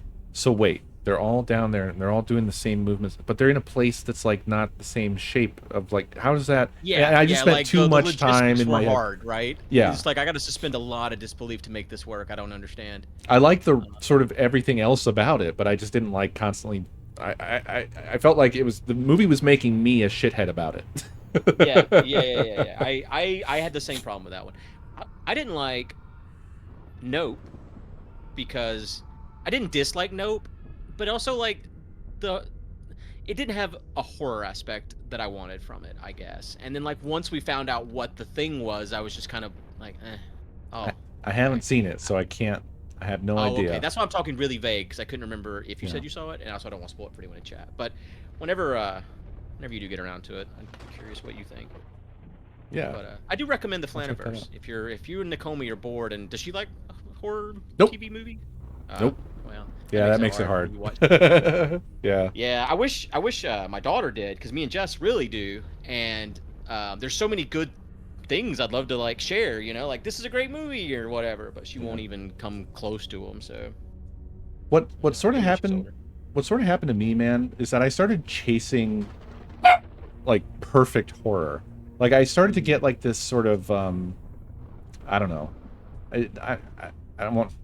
I'm trying to avoid seeming like pretentious about it, but I have like a real particular taste about horror where I'm really interested in finding stuff that I think manages to never drop the sort of illusion of disbelief or whatever. Like, Right. and it's weird because in my head I have this collection of like little moments from movies that overall I don't really care for because they kind of blow it somehow, right? But like one thing that comes to mind immediately, and I think it was one of the Grudge movies. I don't know if it was The Grudge or a sequel or something, but I think like it was almost the first scene where I think this woman, she goes into a closet and goes up like a little step ladder and she sticks her head up and is like looking around, and there's this perfect moment in there where you see just barely the face in the darkness in this tiny crawl space as they're like kind of moving the camera back and forth, like she's looking around with a flashlight, but she doesn't quite actually light it. Yeah. And that just stuck in my head as like, that was absolutely perfect. That was genuinely terrifying. There was no like big CG thing in my face. There was no stupid sound effects. It was just enough. It was just there enough to be truly horrifying. Yeah. And so I end up chasing that kind of thing where I'm like looking for something, I guess, to kill me. I think I'm looking for a piece of media to kill my ass. Basically. I would love for you to have the time to watch like Haunting of on Hill House on Netflix, but it's like 10 episodes and they're an hour each. So when you're gonna find that time when you have downtime and you're not spending it with Nakomi, I don't know. Right. But like I guess I understand exactly what you're saying because there seemed to be a time in my childhood where there was really good horror. They scared the shit out of me. Maybe I was young, naive, I don't know, but I used to get the shit scared out of me. And then there was that period of comedy horror where that seemed to be all we knew how to make. And then Right. at some point we found horror again, and like this Mike Flanagan guy, he's out there doing it. Like everything he's put out, there's been a moment in it where I'm just like, holy shit. The last one we watched, like, and the thing is too, he's not one note. Like like Bly Manor has got such a good story. Every time I watched it 3 times now, and every time by the end I'm crying. Wow. And it's still a horror. I'm scared half the time. So it's like the story is just so fucking good, and it gets you like attached to these characters and stuff, and just really good story. But and then like with that one's not super jump scary. Like Hill House has got a lot of jump scares, and like the story's also really fucking good. And the way it all like wraps around from like episode 1 to episode 10, and like it all comes together in the end, is just crazy. Yeah. But also really scary the whole fucking time. But in this last one he did, The Fall of the House of Usher, it's all based on poetry by who the fuck wrote The Raven? Why am I forgetting this all of a sudden? Edward Allen. Yeah, Poe. But yeah. So it's Edgar. It yeah, Edgar. It's about this guy, and all his kids, and this guy's a really wealthy, powerful person. And I don't want to spoil it in case you do get to see it, but he's a very wealthy, powerful person. He's got all these kids, and then every episode is something bad happening in his life as the downfall. He's Usher, so the House of Usher, and each episode is based on a poem by Edgar Allan Poe. So I don't know if you like, especially if you like poetry, like that was really cool. Yeah, that sounds very But cool. have you ever read Gerald's Game by Stephen King? No, never have. I've read Ender's He Game. did that one. Oh, okay. Which what? Nothing. Honestly, I don't know how anyone made that movie, and he did a really good job because the whole story, the premise is, it's a couple. They go off to this little house off in the woods, and this husband likes to get really kinky and like handcuff his wife to the bed, right? Yeah. And he does this, and she's like, "No, I don't want to do this anymore." And he's like, "Well, too damn bad." So she kicks him, and he drops dead of a heart attack. And that's like the start of the book. And then the whole book is this woman chained to this fucking bed trying to figure out what to do. Oh, wow. And it's like, how do you make that into a movie that's compelling to watch? You know, there's just a woman in a bed. Misery. Yeah. That's Oh just my a God. guy in a bed. Have you seen Castle Rock? No. Oh, okay. So there's this, I think it's Hulu series called Castle Rock, and you're familiar. I think we talked about this before. You're familiar with Castle Rock? It's like the place where a lot of Stephen King books happen. Like, Yes. It's mentioned in Ed. It's mentioned in that's where Needful Things takes place. Well, there's a series. That's where Shawshank is at. There's a series called Castle Rock on Hulu that takes place in Castle Rock. It's not related necessarily to any one book, but like the first season is just like all shit that's going down in Shawshank or whatever. And it's really fucking good. It's only 3 seasons too, and it's not really super scary. So maybe Nakomi would like that. Yeah, maybe. What is Needful Things? What is the Stephen King story? There was one that I remember starting, and then I don't remember what happened. I just didn't continue it. But like, the story is like there's this object or objects where people touch them and then they just have to fuck. Do you know what I'm talking about? I think that's Tommy Knockers. Tommy Knockers? I think so. The guy like finds something in the woods, some kind of glowing thing, and he starts digging, and then like he starts bringing parts back, and then it makes people fucking orgy-ish. Really? No, I feel like I'm trying to remember, because Stephen King has that thing where he does like that sort of flavor stuff, where the way he sets up his characters, and I'm like remembering somebody that has like a convertible or something like that, and like a leather jacket. He has a way in some of his stories where he just hits you with like a flood of characters all at the beginning, and he gives you like too much detail about them. I actually like that. Needful Things is the one where a guy named Leland Gaunt moves into Castle Rock, and he sets up a little antique store called Needful Things, and each customer, it's like a little small town where everybody knows everybody sort of thing, so everybody's all gossiping like, oh, what's he gonna sell and all this. And so like each customer that comes in, like the first customer that comes in is a little boy. He's like 12 or something, and he's like, the shop owner's like, do you see anything you like? And the kid's like, not really. And he's like, well, I got this baseball card. It's a Babe Ruth, and it's signed. Would you like that? And he's like, oh my God, I would love that, and all this. And he's like, all right, well, it's not going to cost you anything. I just need you to go over to this lady's house and throw mud on her sheets outside. And then, so the kid does it, and he gets the baseball card. And then the woman that got mud thrown on her sheets, she thought it was another lady. And like, he does this with everyone in town, gives them one little thing, and then has them just do one little deed for me. Something small, like another one was like slash someone's tires. But he does it in a way that everyone thinks it's someone else until the entire town breaks out in chaos and kills each other. That's wild. That's crazy. That's us now. Nutty. Yeah. Me and you. No.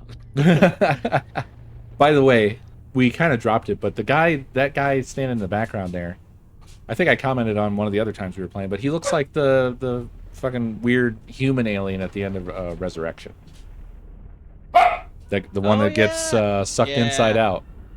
I forgot about that actually, but yeah. Which, wow, what a I've watched scene. those movies. Yeah, kind of probably block that one out. It's Dude, I like the part horrifying. in the trailer where the chest burster's in her and she puts the light behind her. That was kind of cool. That was pretty cool. I don't know what that's gonna bring to the table. It looks like it probably won't have any style to it. No, I don't think we're gonna leave that movie with like a whole new set of like canon lore that's important to the Alien universe. It's not like they've been making shit that I like anyway. Like Yeah. Prometheus is like that's a pretty boring film. It was a 3-parter, right? I didn't make it past part 1, if true. There was also, what was it, Alien Revenant or something, or I what don't the know you're fuck talking was it? It's the one that really focuses on Covenant. Yeah, it's the one that's got what's the new android? What's his name? I Was there a movie I just missed completely? think so. Yeah. What's the name of the actor? Does anybody remember? He's that really. He's got like he looks like a statue. That guy. What the fuck is his name? He's very prominent. He's in a lot of stuff. I've never Michael seen that. Fassbender. Michael Fassbender. Fassbender, that's a fake name. Fass, no T. Oh, He's he is the android dude. I can't remember. but it was He's- directed by Ridley Scott. Yeah, that didn't make shit good. Especially, I mean, come on, dude. Ridley Scott. You know what he did to like shit like Blade Runner, right? He's like a little George Lucas kind of. To me, every Alien he's been a part of has been good, is what I guess I was thinking. And so when I don't see him, to be fair, I like Prometheus. So the first one. I think he wasn't and involved in and he was- Aliens. Well, see, I liked Alien 3. What? You like what? I liked Prometheus. Oh. Well, okay. I will say I didn't hate Prometheus, but I just think it's kind of long and boring. It feels weird. It almost feels like a retelling of Alien, sort of, but on the ground and without any of the stuff that made Alien interesting. So I went in not knowing it was a prequel to Alien, and whenever I'd like until like the Wayland stuff started showing up, and I didn't even then, like, it didn't quite dawn on me until like later in the movie when like the giant facehugger comes out, and I'm like, holy shit, I have not been paying enough attention to this movie. Right. Because I basically rewatched it. I was like, wait, I missed something. So maybe that. That might have that given you, like a different, like you got a interesting surprise. I Yeah. did know because I had watched a trailer for it because there was some rumblings on the internet, and so I saw the ship and all that. So then I was like, okay, well, I guess I have to check this out. If I hadn't done that, though, I probably would not have even seen the film. So there's that. And by the time I would have seen it, it would have already been, somehow or other, I would have learned before watching it, it was related. He's But got a lot of good movies under his belt, though. He directed Hannibal. He directed Thelma and Louise. He directed The Martian. I'm not saying that Ridley Scott never did anything good. I'm just saying, like, it's not a guarantee. It's not a guarantee, especially Sure. ones that are like that prolific. I mean, you're gonna have misses. You just are. Oh yeah, I mean there's ones on here I don't recognize either. So I'm Yeah. just going through his list of things he's directed. He directed Gladiator too. Yeah, But here's one, Gladiator's good. Napoleon in 2023. I've never even heard of it. Oh boy. Speaking of misses, Was that one no good? buddy, I tried. Wow, what a Kingdom boring. of Heaven I've not seen, but boring I feel like that was fucking something that film. people liked, right? Kingdom of I Heaven. like Kingdom of Heaven. It's not very great by any means. It's good if you want to kind of like just sort of immerse yourself in a period film. I don't think it's a very accurate one. I think it's I wouldn't call it cartoony, but it's a Hollywood period film. He's listed on. He did something with Alien Romulus, but he's not the director. Yeah, I mean, like it had Alfred the Scott Free logo at the beginning of it. I mean, he produces shit, man. He's a dragon on top of a pile of money, and I think he must own the Alien license, right, or something, or has some exclusive forever rights to it, or something or other. And so, yeah, I mean, he didn't direct Alien 3. I don't know if he actually had any involvement in the second, third, and fourth movies. Now that I'm thinking he's about not it. listed at all on the second, third, or fourth. Okay, so Oh, he wait. must have then. Yeah. So here's the thing, yeah, like he didn't make Alien is the thing, right? Sure. Right. Because there were people who were like planning this. They did a lot. It's kind of wild, actually, the backstory of how Alien came to be, because there were a number of people that were just really working on making this a thing for kind of a long time, and it was not like an easy road to get there, and nobody wanted to do it. This feels like this is a very common story, except for Fox. I think it was. Ultimately, they managed to get Fox to give them a budget or whatever. But yeah, he was just because Fox wasn't big back then. Yeah, so they would go for shit. They would go Yeah. for shit. They were hungry. So Ridley was brought on as the director of that. So it is kind of weird for him to then, 20 years later, it's like, I'm the alien guy. It's like, okay, why though? Why not? Who did Aliens? Was it James Cameron? I get John Carpenter and James Cameron confused all the fucking time. Someone knows. I normally don't know the director. I don't even know the name of the fucking lead actor. I'm terrible with names. The fucking There's like a handful I know. My brain is worthless, dude. Like, just because they both have names that start with J and then C, I get them confused, and I hate my shit-ass brain.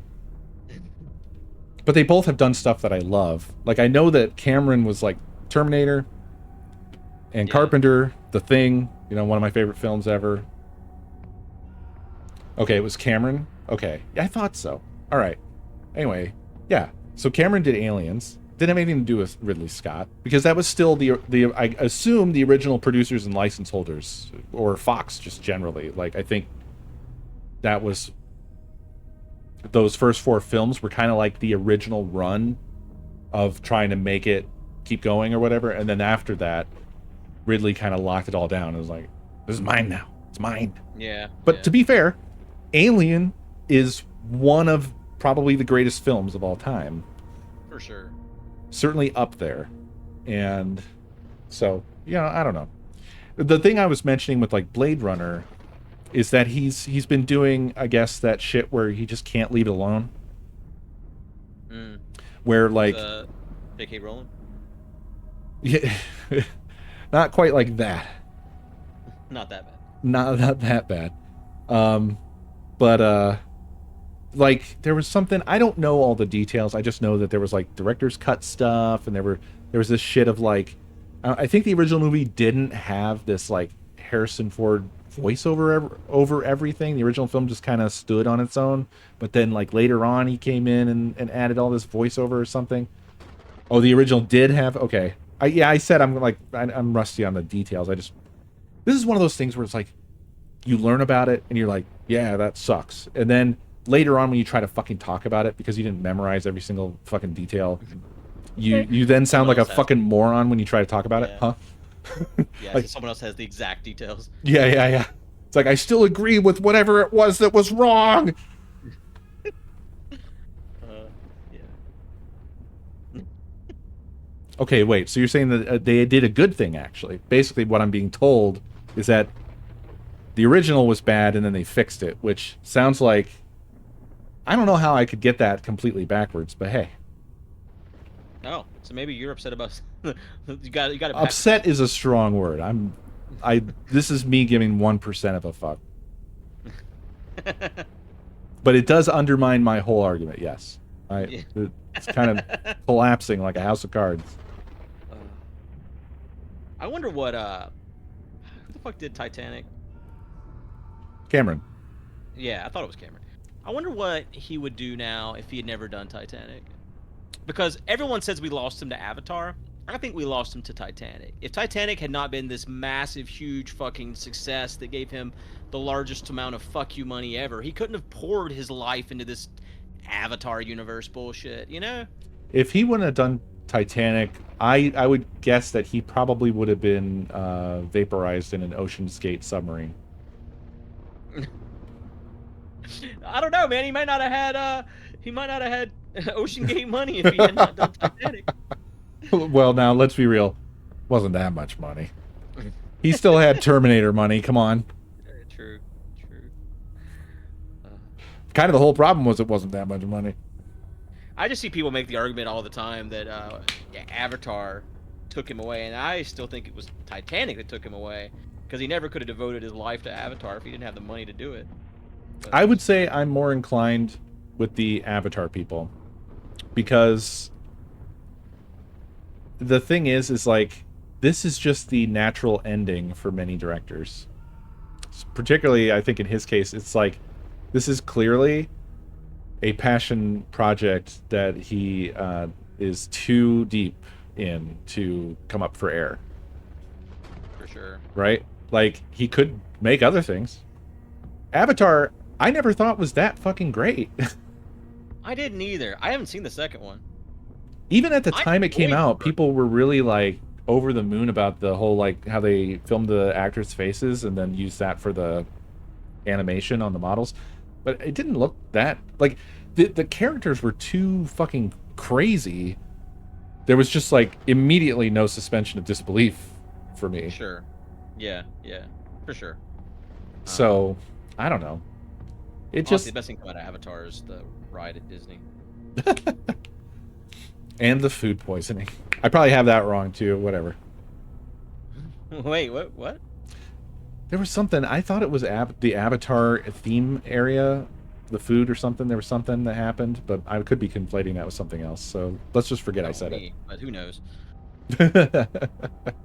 There is one that I know for a fact, which was at the Mario at Orlando or whatever. Apparently, you go to that fucking restaurant at the Mario park and just hope you brought diapers. Mario Park, where's that? Orlando, I guess, right? Well, I didn't think it was open yet. That's part of the new Universal area. Is that not open yet? Is it the No, one in Mario Japan stuff then? isn't. Maybe. I think so. Yeah, I think yeah. There's one overseas somewhere. But the huge like Mario, like the Donkey Kong ride and all that cool shit that you've been seeing, where it looks like you're in like a minecart and stuff. Yeah. And it like jumps and stuff. That's all in Universal, but it's not open yet. It's part of a new park they're doing. All Disney that just all that announced fucking Villain stuff World. they should have done 30 years ago. Oh yeah. For just me- like Disney should have done Villain World fucking 5 or 6 years ago. Now they're playing catch up to Universal. Universal's gonna kill it. Yeah. But I mean, what do I know? They obviously got a better idea than this shit than I do. They're the billionaires. This is like the guy sitting at home watching the Olympics. How'd you fall? It's like honestly, that woman that everyone makes fun of from Australia with her stupid breakdancing, she probably still did better than I could. She definitely did. I mean, she was Yeah. better than most people who would ever have, like, anybody who saw it. Most people that saw it could not do what she did. But Yeah. compared to people who actually trained for the Olympics, very, very, very fucking bad. I mean, she did actual moves. That's the funny thing. She did breakdancing, but like just something was not correct there. No, The memes have been very funny. they have. Apparently, What- she's on fucking suicide watch though. Oh no. Oh. Yeah. I Not mean, handling it well. have the whole fucking entire world making fun of you. That's not. Yeah. I I mean, honestly, can't kind of like even the imagine. Ocean Gate you brought up earlier. That was their best outcome was dying. They didn't want to see what was going on in the surface. Can you imagine if they lived and they came up and they're like, "Are you telling me the whole fucking world got together to celebrate us dying and laugh at us?" Fuck. Well, I mean, to be fair, they did get vaporized. Yeah. My favorite thing from all of that was the fact that the Navy knew immediately, and they just sat around while the news had these fucking tickers. They have 23 hours of oxygen remaining. And the Well, Navy's I like, mean, "We heard them implode." they fucking. That's the thing is like, did they immediately come out with that and horrify everyone, or maybe sit on it for a bit because they know what that sound is? Yeah, it's just weird that they ever said anything, right? Because they said the reason why they did initially is because they didn't want to give up their technology, but you still did. And then, so it's like, I feel like you could have just never told Right. anyone. Yeah. But, yeah. God, I put a lot of thought onto that thing. I mean, the thing is that they wouldn't have even known that it happened. So it's more horrifying from the outside probably than the inside. But I just can't. It's just like I think about being in like a dark little tube down in the I ocean. never in a million years would have put myself in that situation. You could Right? not have paid me what they paid to be there. Yeah, To be there. You know? it's crazy to think about, man. It's like It's crazy to imagine getting turned into paste in an Yeah. instant. Just that's it. That's it. It's nuts. You know, the person I feel the worst for is that kid that didn't want to be there and his dad Yes. forced him to go. That's the one who gets a pass. Yeah. Although, what was it? Was he a shithead online or something? No, maybe not. Probably. I mean, if you're a billionaire's son, you're probably a shithead, right? Good chance. There's a good chance. But he might have been okay. Maybe. He was smart to say, I don't want to go there, Dad. Yeah. Man, that sucks so much. Yeah, I mean, just imagine being like chained to some fucking dumbass parent who's like, I don't know, like a fucking Elon fanboy or something, and it's just like, I'm gonna invest in this crypto coin, son. You should put all your money into some Yeah. shit like that, and you're just stuck with like, Dad, come on, no, he's a fucking moron. Why can't you see he's a fucking moron? I mean, it's kind of like everyone on Thanksgiving, right? Right. It's usually not quite so deadly. There's something I was gonna say. I forgot. God damn it. God fucking damn it. Oh well. Well, I should probably go. Yep. So maybe you'll remember. But after I'm gone. All right, man. Well, I guess I'll see you next week. I'll get all this stuff for played up. I'll send you a message in a couple days. Yeah. Yes, chef. All right, man. You have a good night. You too, man. See ya. See ya.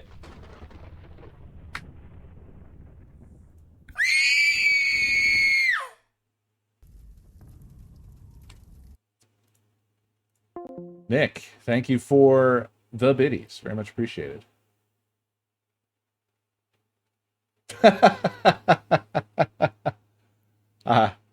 Thank you for sitting on that information, beer, like the fucking Navy. You didn't want to reveal your technology to the general good populace. What the fuck was I gonna say? God, that's gonna drive me nuts. Ipa, or sorry, Ifa. Thank you for the biddies. Yeah, I don't know what's up with that. Like, oh, it's fine.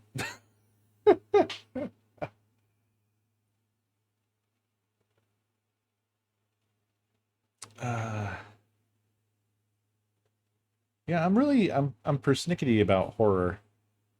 No, it wasn't gonna be anything about Elon. I feel like I had something funny to say about one of these things, but we kind of kept moving along. Like, what were the last things? It was like we started talking about the submarine. We were talking about James Cameron, Avatar.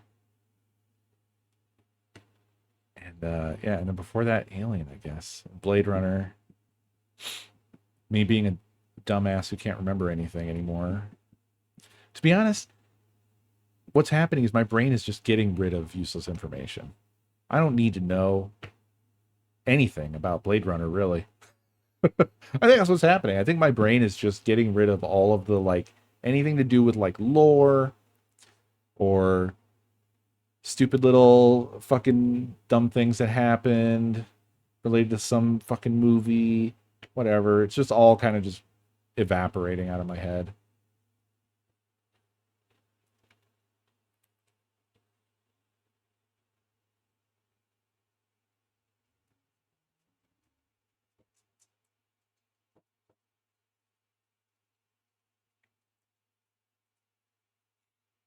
I think that the controller was just sort of icing on that cake. It was just another thing that was like indicative of it being a big shit show.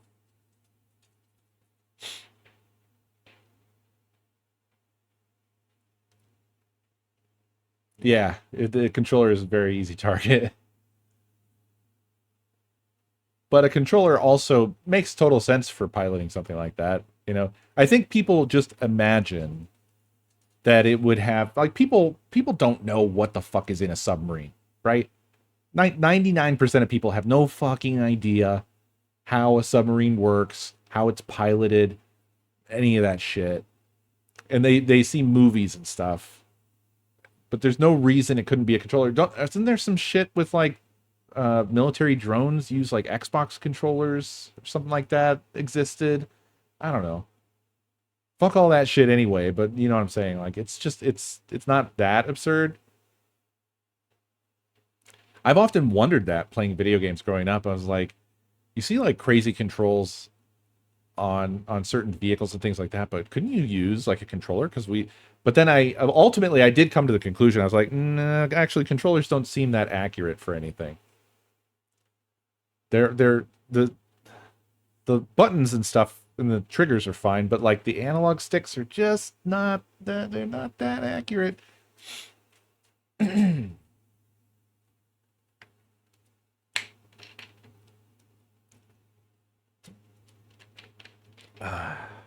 HOTAS? I don't know what that is.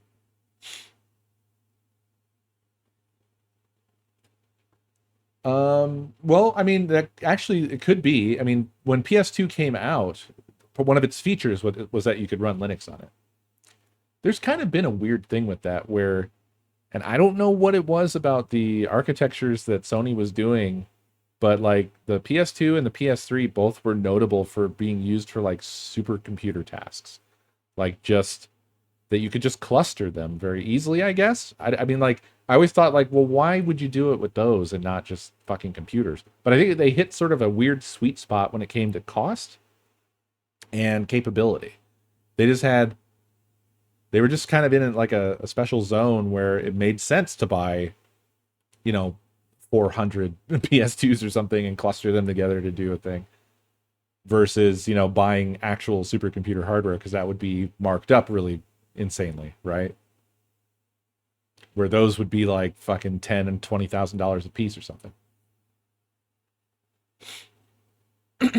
So if you got the know-how, that's probably what it was. It was probably just having the know-how and then running the numbers. Because I know that shit happened with the PS3. There was like folding projects or something, some kind of big processing stuff where people would cluster PS3s. It's interesting stuff.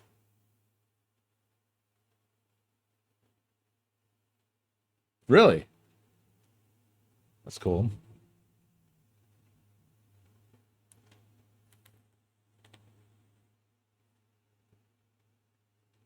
I never got into any of that stuff back in the day.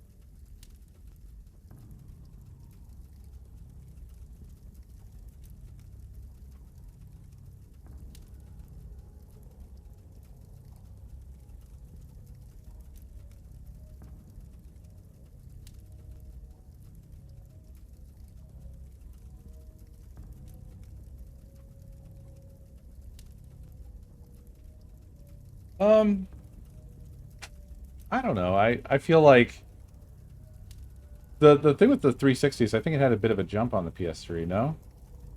The PS3 had some issues. One of which was the fucking price. But I also recall a lot of stuff running just fine on the PS3. But the 360 was definitely the premier console of the era. The 360 definitely won that era. I don't know if it won in sales numbers. Probably did.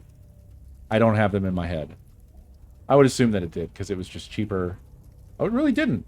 What did? We know it wasn't Nintendo.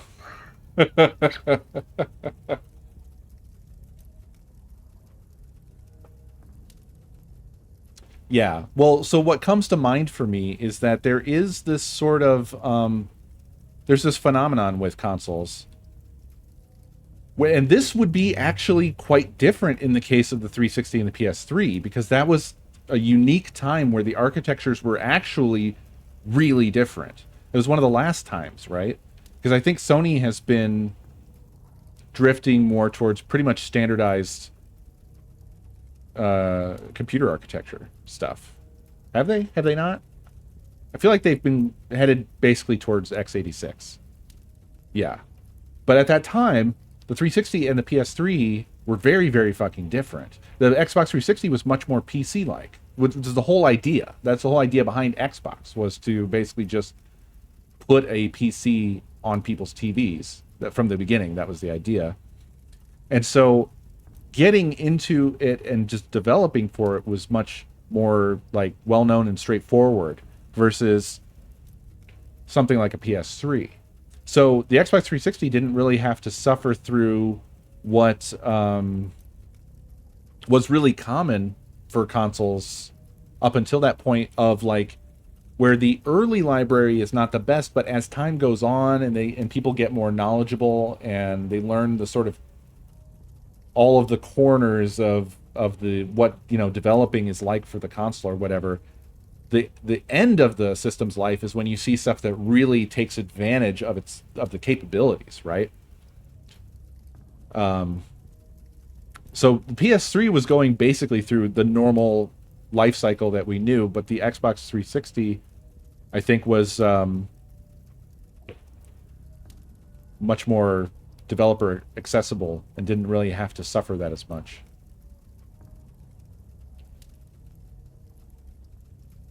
Yeah, but Power PC was still pretty normal and known and widespread at the time.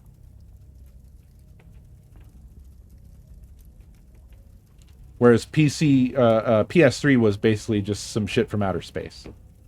As far as hardware is concerned, it wasn't a normal architecture by any means. Didn't it? I know it was called like the cell processor, but didn't it have like something like six? Something, I think it had like 6 independent CPUs or cores or something like that. It was something. It was bizarre. Again, I can't contain any information in my head that I don't need on a daily basis. So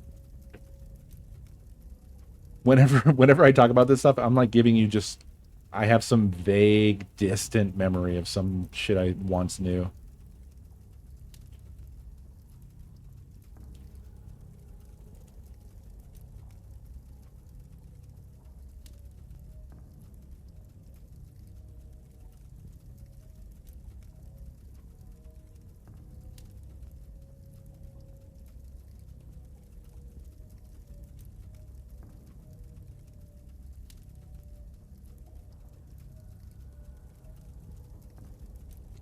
Yeah. At any rate, the PS3 definitely had its bangers.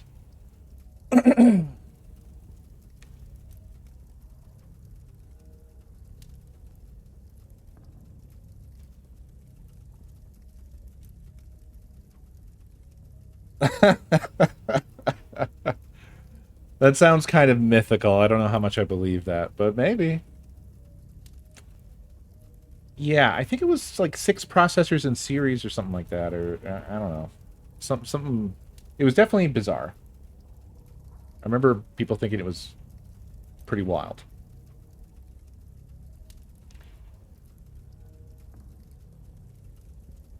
And what was PS2 had, like, was it Emotion Engine or something like that?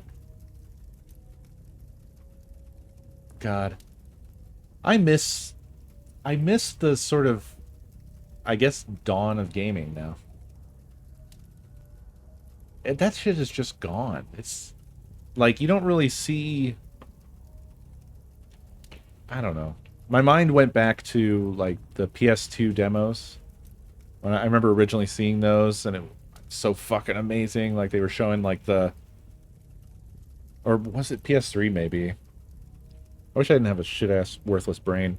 The one with the bathtub, and they would just keep adding ducts to it. It was like showing off the physics and stuff it could do. I feel like that was PS2.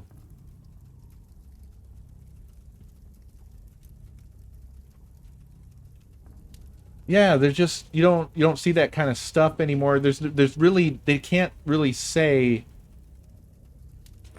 I mean, I've been saying this for fucking forever, right? Like we just, everything is sort of converging, and it's losing anything that really made this stuff interesting in the past, because it's just like, do you want the blue x86 computer or the green x86 computer?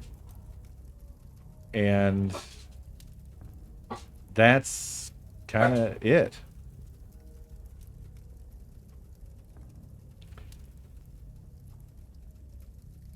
It's yeah. I mean, like it's got to go that way. So I'm not saying that like wrong choices were made that led us here or something, but it is sort of a sad consequence, I guess I would say. Like even with Nintendo, who they're kind of the wild ones with the Switch or whatever, but they didn't invent hardware in that case. It was pre-existing stuff, right? Isn't it Nvidia? It's one of Nvidia's mobile platform things, I think. Tegra, yeah. They definitely had to do like there's hardware design in the Switch and in all of these, by the way. Like there's hardware design stuff happening. It's just they're not having to do wild stuff. To be fair, Nintendo really wasn't doing. They never really did wild stuff. Exactly, right? Like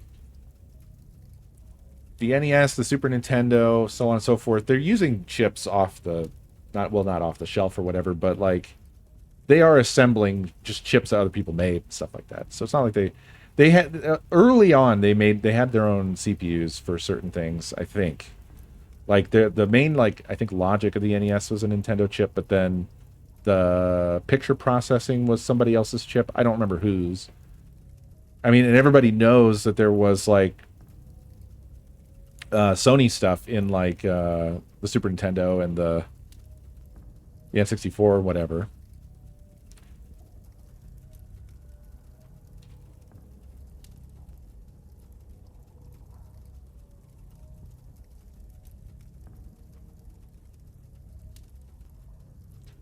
Nintendo wasn't always behind. The NES was, I mean, the NES basically revived the video game market. Although I do often feel like they're given a bit too much credit because basically there was a collapse and they were just the first in. They were the first in. It had to be somebody is kind of how I look at it sometimes. But at the same time, they were the first in with something that was quite good. So they deserve some credit, but like it's not like they reinvented video games. They had the next thing. They had the next system, you know, after the crash that Atari basically single-handedly created. Well, that's not fair to Atari. It was that was why Nintendo was so locked down about licensing and stuff with their games, and they would only let publishers release like 5 games a year and stuff like that because they took the learnings from what Atari did. Because Atari, it was just the fucking Wild West.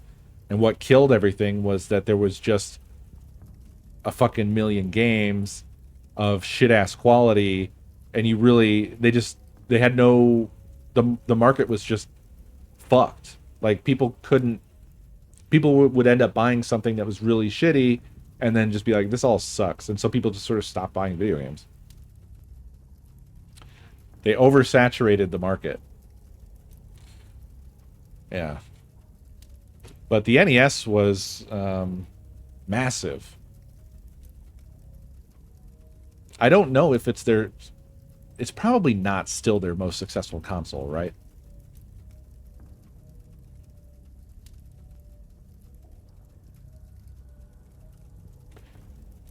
I don't think that's where we are now. I don't think it's at all the same, because what we have now is a thoroughly established market. And yes, there is the market is wide and deep. You know, it is saturated for sure, but it's not something that can like collapse. So it's established in the way that like movies or music or whatever is established, right? There's always going to be video games now. It's not going to crash the way the fucking original crash was. Like, video games went away, y'all. They were gone, is kind of how bad that crash was. So it's really not the same. No, the SNES was not as successful. When it comes to the home consoles, it's actually a downward slope for Nintendo. The NES did better than the Super Nintendo, which did better than the N64, which did better than the GameCube. They basically, home consoles, they were dying until they did the Wii. And then they fumbled with the Wii U, but then they did the Switch. So right now they're kind of on and off and on pattern. But yeah, every Nintendo did worse than the last for the first 4 consoles, home consoles.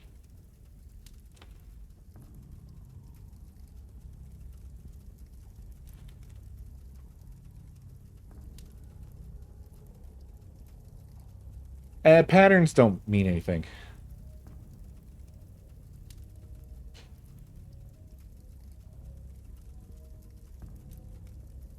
I think Nintendo has a good chance of being able to continue their success. Yeah, I think the Wii U was just a weird fumble. Like I think it was almost more of a marketing fumble than anything, because to be honest, the Wii U was a fine console. It was certainly an upgrade from the Wii, and it had a lot of great. I had a ton of fun with the Wii, dude, the Wii U, but I don't know. It was either a big marketing failure or just not the right thing at the right time, something like that. I mean, one of Nintendo's big problems is that they separated themselves. Because, like, if you think about it, the Wii was the first time where they kind of said, fuck trying to keep up with these other ones. We're going to do our own thing. And then their next follow-up to that kind of was like almost like they were hedging their bets between the two and just missed in both directions, It wasn't as powerful. It was more powerful than the Wii, but it didn't hold a candle to... I mean, what were they competing with? The PS4? It kind of straddled, didn't it? Like PS3, PS4, and 360, Xbox One. It was kind of, I don't know, overlapping with those. It didn't hold a candle to them in terms of power. But then it also wasn't really interesting in the way the Wii was. It was just sort of... I don't know. It didn't make sense in the market at the time, I guess. No way. No way. It couldn't have been more powerful than the 360 and the PS3. Well, no, wait, okay, sorry. I was thinking of its contemporaries, which was the 4 and the Xbox One. The 360 and the PS3 were not its competitors. Yeah, they kind of Dreamcasted themselves, is what they did. God, the Dreamcast. The glory days.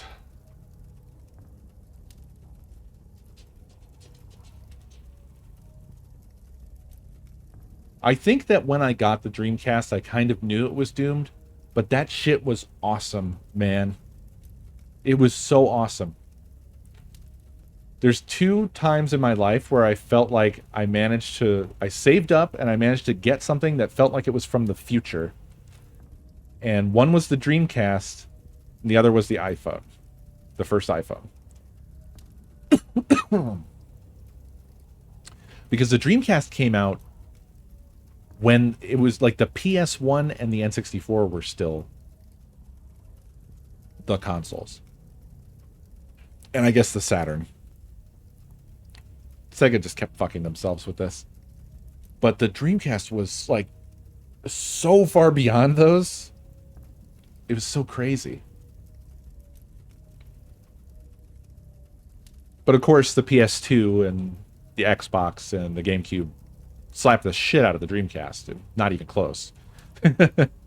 But there was a short period there when the Dreamcast was like, this is fucking crazy. I'm not sure. I think Sega continued to exist on its own. But I don't know. I don't know.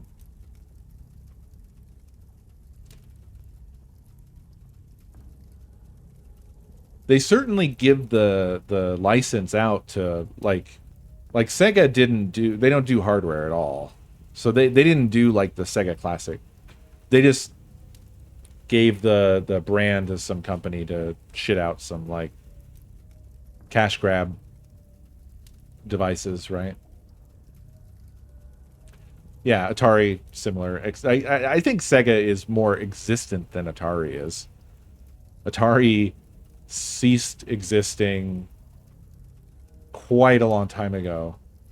I think that the games industry crash killed the original Atari, and it just became a brand name after that. But I don't know the exact details. Yeah, I believe it was the brand was owned by somebody who fucking collapsed. Who was it? I think it was. Is Take-Two the company that owns Rockstar? There was another big game publisher that had like a T name that totally fucking disintegrated. And I get it confused with Take-Two, but it's not Take-Two. What was their name? They were a big publisher. Was it THQ? Might have been. Does THQ not exist? I thought THQ was still around. I think it's a different one. I think it was more similar to Take-Two in its name. I don't remember. Take One, yeah. It's Take One. I don't know. I don't remember. I think that was perhaps the company that owned Atari. No. I'm talking a big publisher, not Telltale. Telltale was just a developer.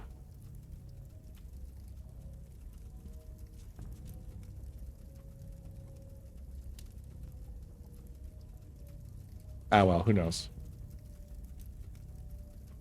The info is no doubt out there somewhere.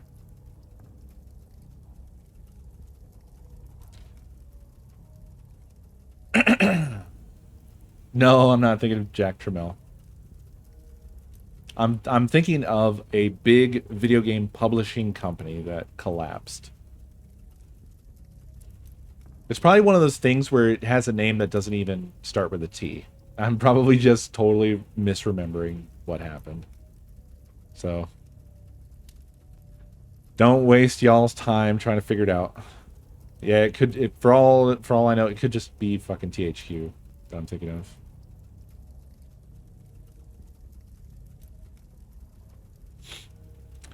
But yeah, it is a little sad that just inevitably hardware just becomes less interesting over time, but it makes sense.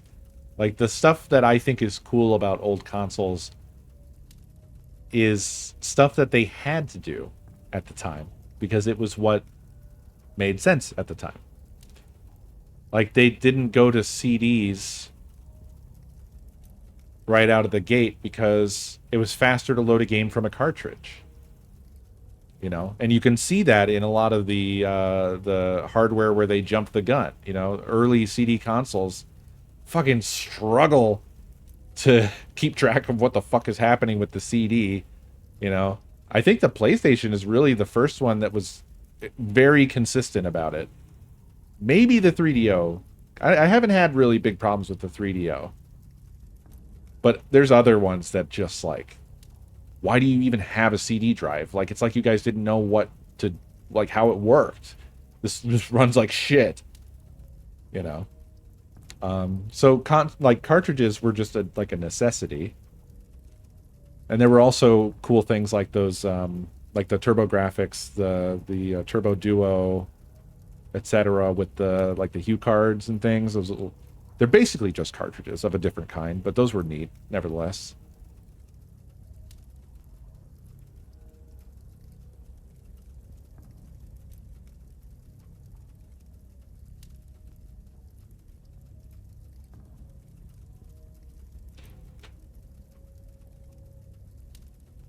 It was wild to be able to experience that progression because I think that that's just sort of that's just gone, right?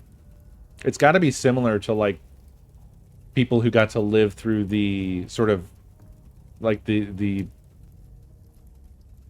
initial baby steps of like the film industry. You know, the first cameras, the progression through like silent films, black and white, sound, and then color, and so on, and just like these incredibly exciting steps, and then that aspect eventually just goes away because you reach a point of convergence, you know, eventually, to where it's like, all right, we're going from 4K to 8K. Did we? I can't really tell. Did that happen? You know, that sort of thing of like, beyond a certain point, it's just like, it becomes hard to tell that there's even actually a difference. Because it's just, like Ippa was saying, physics. You know, eventually you can't really have big, incredible differences, you know, but in the earlier days of the consoles, particularly like the steps from, you know, 8-bit to 16-bit with the 2D stuff, and then the 3D jumps were just crazy, man.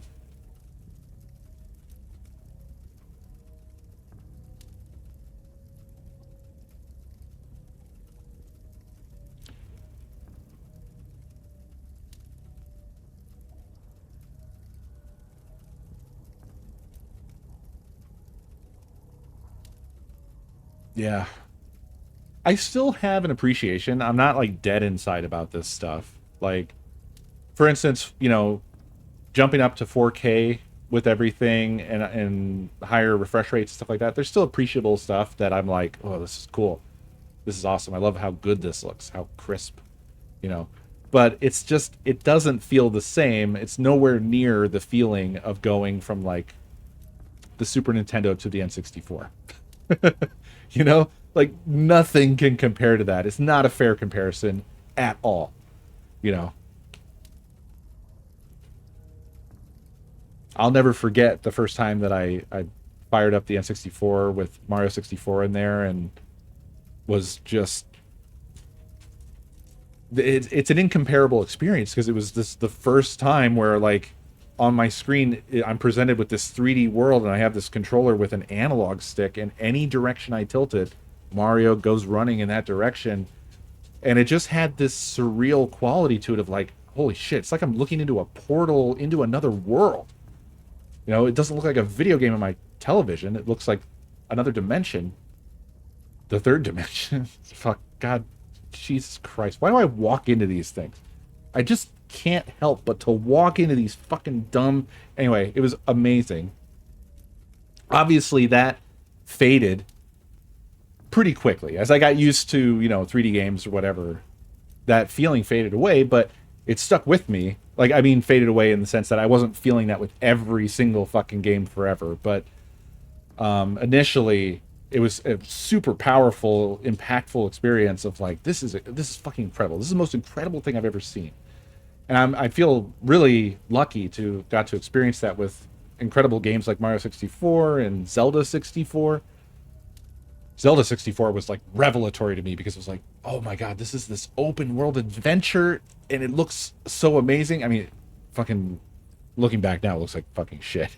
But like, at the time, just that opening scene, Link riding on the horse, that little tune, the little ocarina, the sun setting,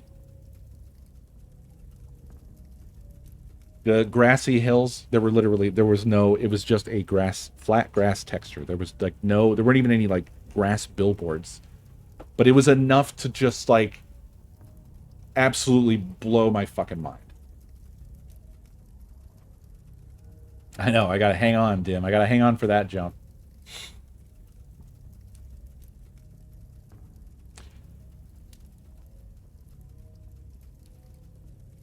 It's crazy. And it's, I don't know. It makes me, that's why I think about like the sort of like the inception of movies and stuff, because I feel like we are to movies what like kids are, like kids that were born like after 2000 or whatever. They have the post-inception experience, right? They don't have, like, for them, the whole like sort of chain of consoles in terms of what they output is much closer together, right? It's all kind of similar. Like obviously there's huge difference between like the GameCube and the Switch, or the PS3 and the PS5, but it's much closer together than the PS1 to the PS2, right? Or the Super Nintendo to the N64. So they didn't get to have that sort of climb up in power over time as we were all kind of like on this ride together. So I think about stuff like that. It's kind of wild.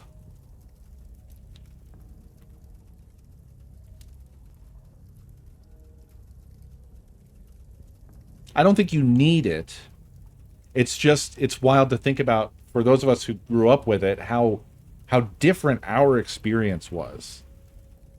Especially with the fact that there's a lot of us that are still kind of on the train, from basically the beginning to now. That's kind of a wild thing to have as the sort of backstory of your experiences compared to someone who has only known like the PS3 onward, or the Xbox 360 onward, or whatever.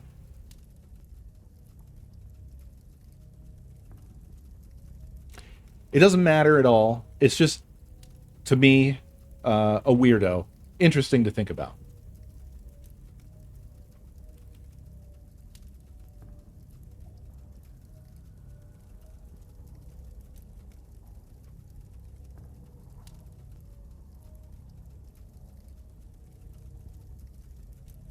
Unfortunately, Dim, it seems like it is necessary to have no other sort of abilities or interests or feelings or hobbies or anything. It's like that's a necessary requirement to be that. And that's why that doesn't happen.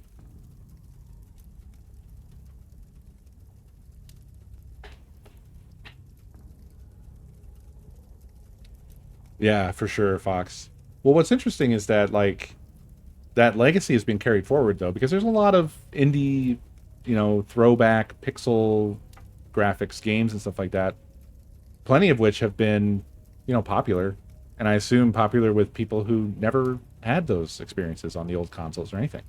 So I think there is a sort of I think there is more of a timelessness to video games than perhaps other media. Maybe I'm wrong about that. It's very likely I'm wrong about that because I have my old person perspective. But like I think that like it's certainly there's plenty of people who are young and became interested in old movies or older music or whatever, but I think in the general case in the world of video games, ye old, retro games seem to be more accessible and palatable than you would expect in comparison to, like, I really don't think there's a lot of people out there watching, like, silent films. Look, dude, I've had a rough 2 years, Dino.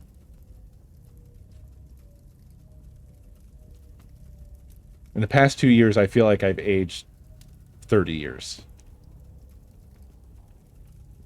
I don't know what happened. Things are bad. Not anything. I don't know. It's just like having a job, I guess. I think having a job fucked me up. Like a normal ass day job. I think I've been getting whittled down over the past 5 years or whatever.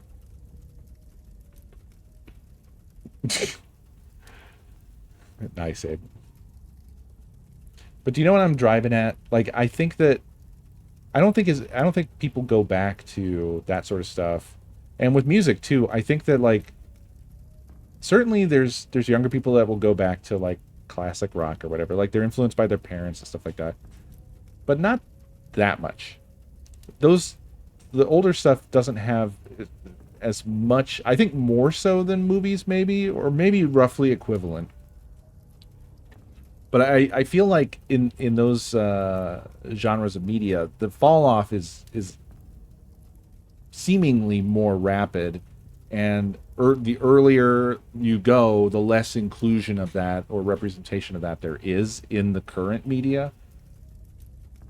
But maybe I'm wrong.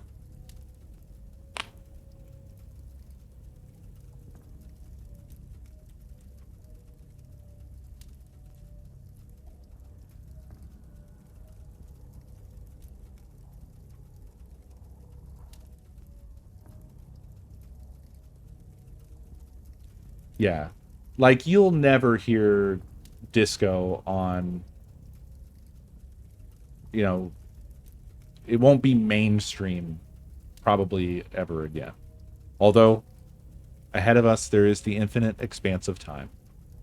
And time is a flat circle. So eventually we'll get back, maybe, to disco. I don't know. I mean, I think that I don't know if what I've been experiencing is like a midlife crisis or if it's some sort of a psychosis that's been brought on by other things. Because I've certainly like complained about how my schedule diverged very abruptly from like what I was doing before and everyone I hung out with before. So I very, very abruptly suddenly just was not hanging out with basically anybody I knew anymore, except for really rarely, versus like we were doing stuff very frequently before that. And it made me feel, this isn't necessarily reflective of reality, but it made me feel like I had no friends or almost no friends suddenly. Like I had done something and nobody liked me anymore. And I know that like a lot of that is just social paranoia and anxiety and just the reality of that my schedule doesn't overlap with anybody anymore. But like I've been feeling very lonely in the friend territory. Obviously, I have Nakomi, we have each other, and I also find it hard to talk about that without making it sound like somehow Nakomi doesn't matter. She does, obviously. You know, we are partners in life. I wouldn't be able to live without her. But I also have sort of a need for friendship that's sort of a separate thing, I guess. It's weird to talk about being like lonely when you're not alone. You know what I mean? I don't want to make it seem like she doesn't help me. I mean, she's probably the only thing keeping me together. I also don't want you guys to feel like you don't matter somehow either. Like, it's just that there is a difference to having close friendships. And this is just a very different thing. But this experience of streaming and talking to you guys is also, honestly, it's the only other social thing I have going on most of the time. And so also a pillar for me. So I don't know. And so it's like the past couple of years, it feels like it's really been weighing on me even more than when I first got the job. I can't really explain it, but I hate how I feel like I'm receding. I feel like I don't know why it so much feels like it's something that I did, and I just like my brain just tells me like you did something. Nobody likes you now. Like it just keeps telling me that no one likes me, and it never shuts up about it. So I think that that's just slowly eroding me over time. Like it's just becoming true for me, regardless of reality. Are we like work friends? It's tough to like. I don't want to say that we're not friends, but there is a closeness that I don't think I really have with anybody. But there is a community, I guess, and it's just different. It just is, and it's not. I don't want to. I don't know. I don't have the words to describe it in a way that doesn't make it sound shitty. I don't mean it in a shitty way.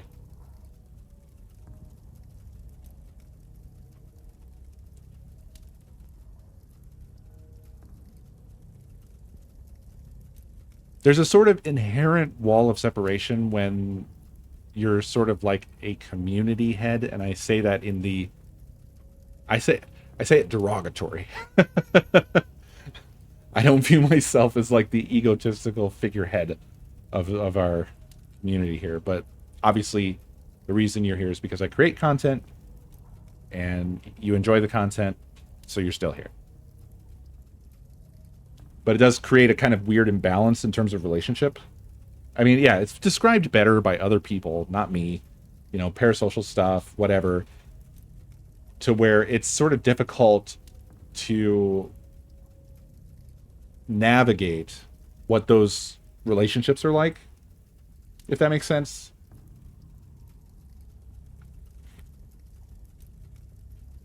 And also, my life as a content creator got started off very much on the wrong foot. So I've been kind of a weirdo with regards to that stuff ever since. I've been very defensive and walled off and basically weird ever since that, because I got burned really bad. So I think that's probably not unique to me, but that is partly the deal with me.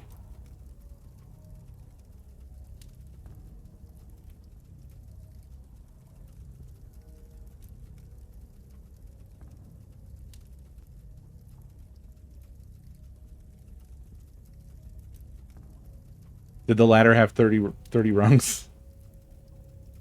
That might explain it.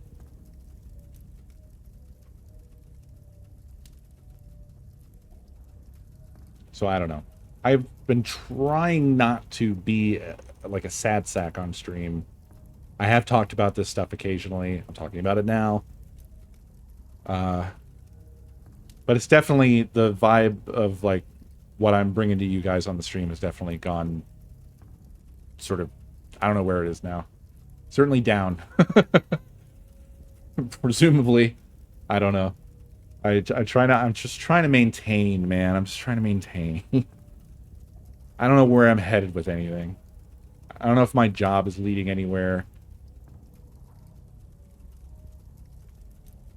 Definitely not, beer.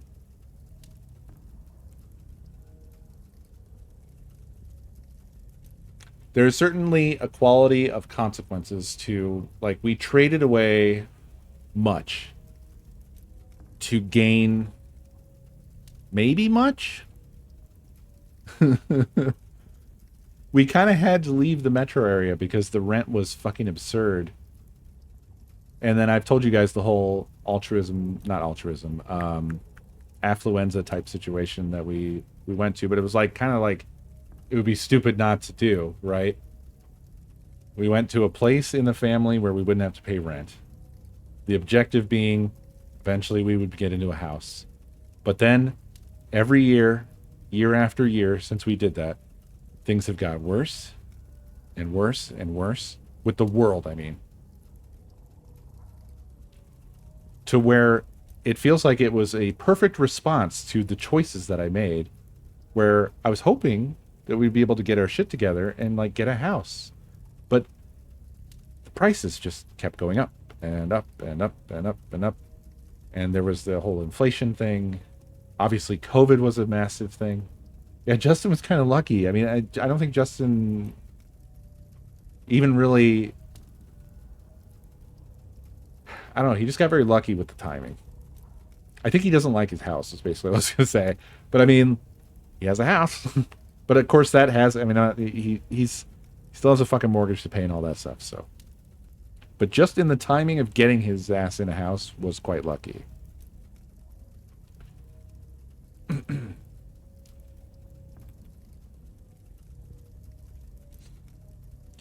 Yeah, I'm just acknowledging the fact that despite that luckiness, it's still differently a burden, right? Like, Justin probably has a significant mortgage to deal with, and his only job is being a full-time streamer, which is not it's not a consistent, reliable thing very often. So he has to bust his ass. So I'm basically just acknowledging that despite him being lucky in being able to lock down a house, he has his own struggle. It's just different. Just a different struggle.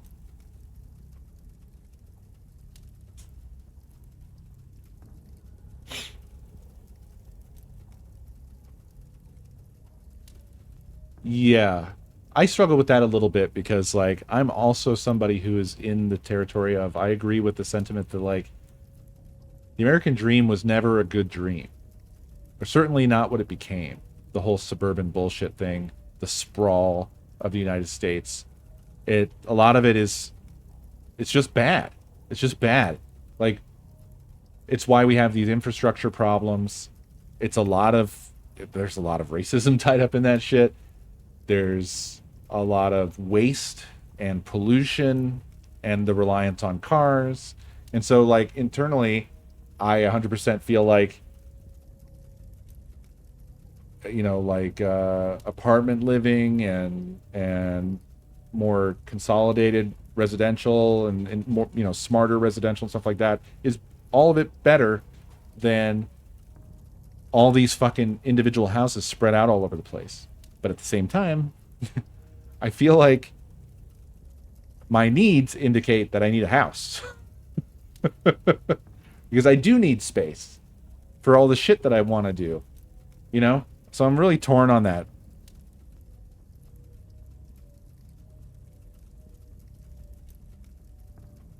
I really want a yard for the dogs. I feel so bad that they just don't have space. I want them to have space. Need a museum, yeah.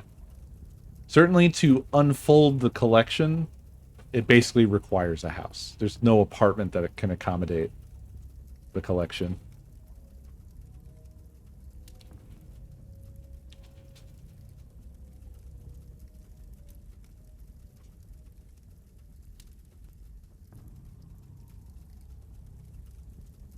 So I don't know. I've just been like struggling, man.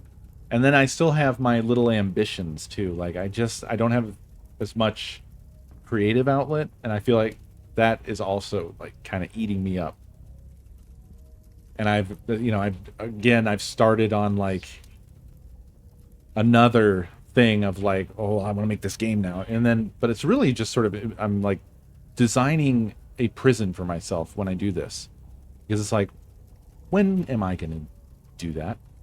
Even if I get some stuff off the ground, and I'm going to do this. I'm not saying I'm not. I'm still going to do it. I'm still going to attack myself with this thing. But ultimately, it will reach a point where the amount of work that it requires to get it where I want it to be is going to exceed the amount of available free time that I have to put in any work, right? So that's just this kind of weird self-torture thing that I do. I just go through cycles of that.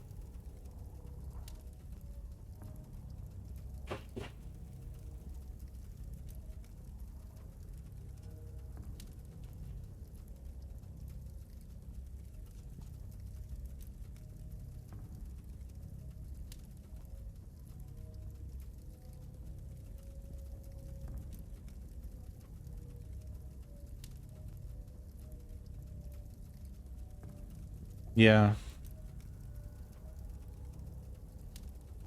What I really wish in my heart is that I could come up with and follow through on an idea good enough to free me from all of this. The standard capitalism dream.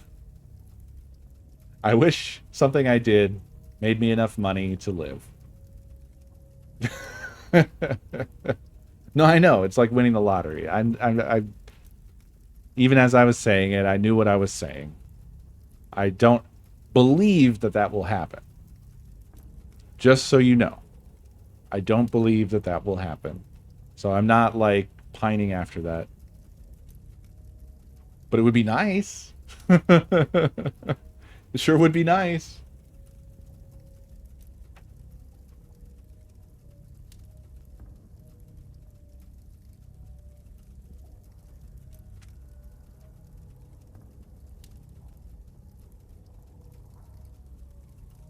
Anyway, now that I've done my usual thing of bringing you all down, right at the tail end of the evening, I'll leave you to kind of sit and stew in that and fuck off out of here, I think. But thanks for hanging out and chatting with me, as always. Appreciate you guys. The animals are tearing the place apart, so it's definitely the time to. It's time for me to go. Somebody knocked something down out there. But yeah, I hope you have a good night, and I will see you guys tomorrow. Probably more RimWorld with Nakomi, most likely, with our monster colony. Have a good one, everybody.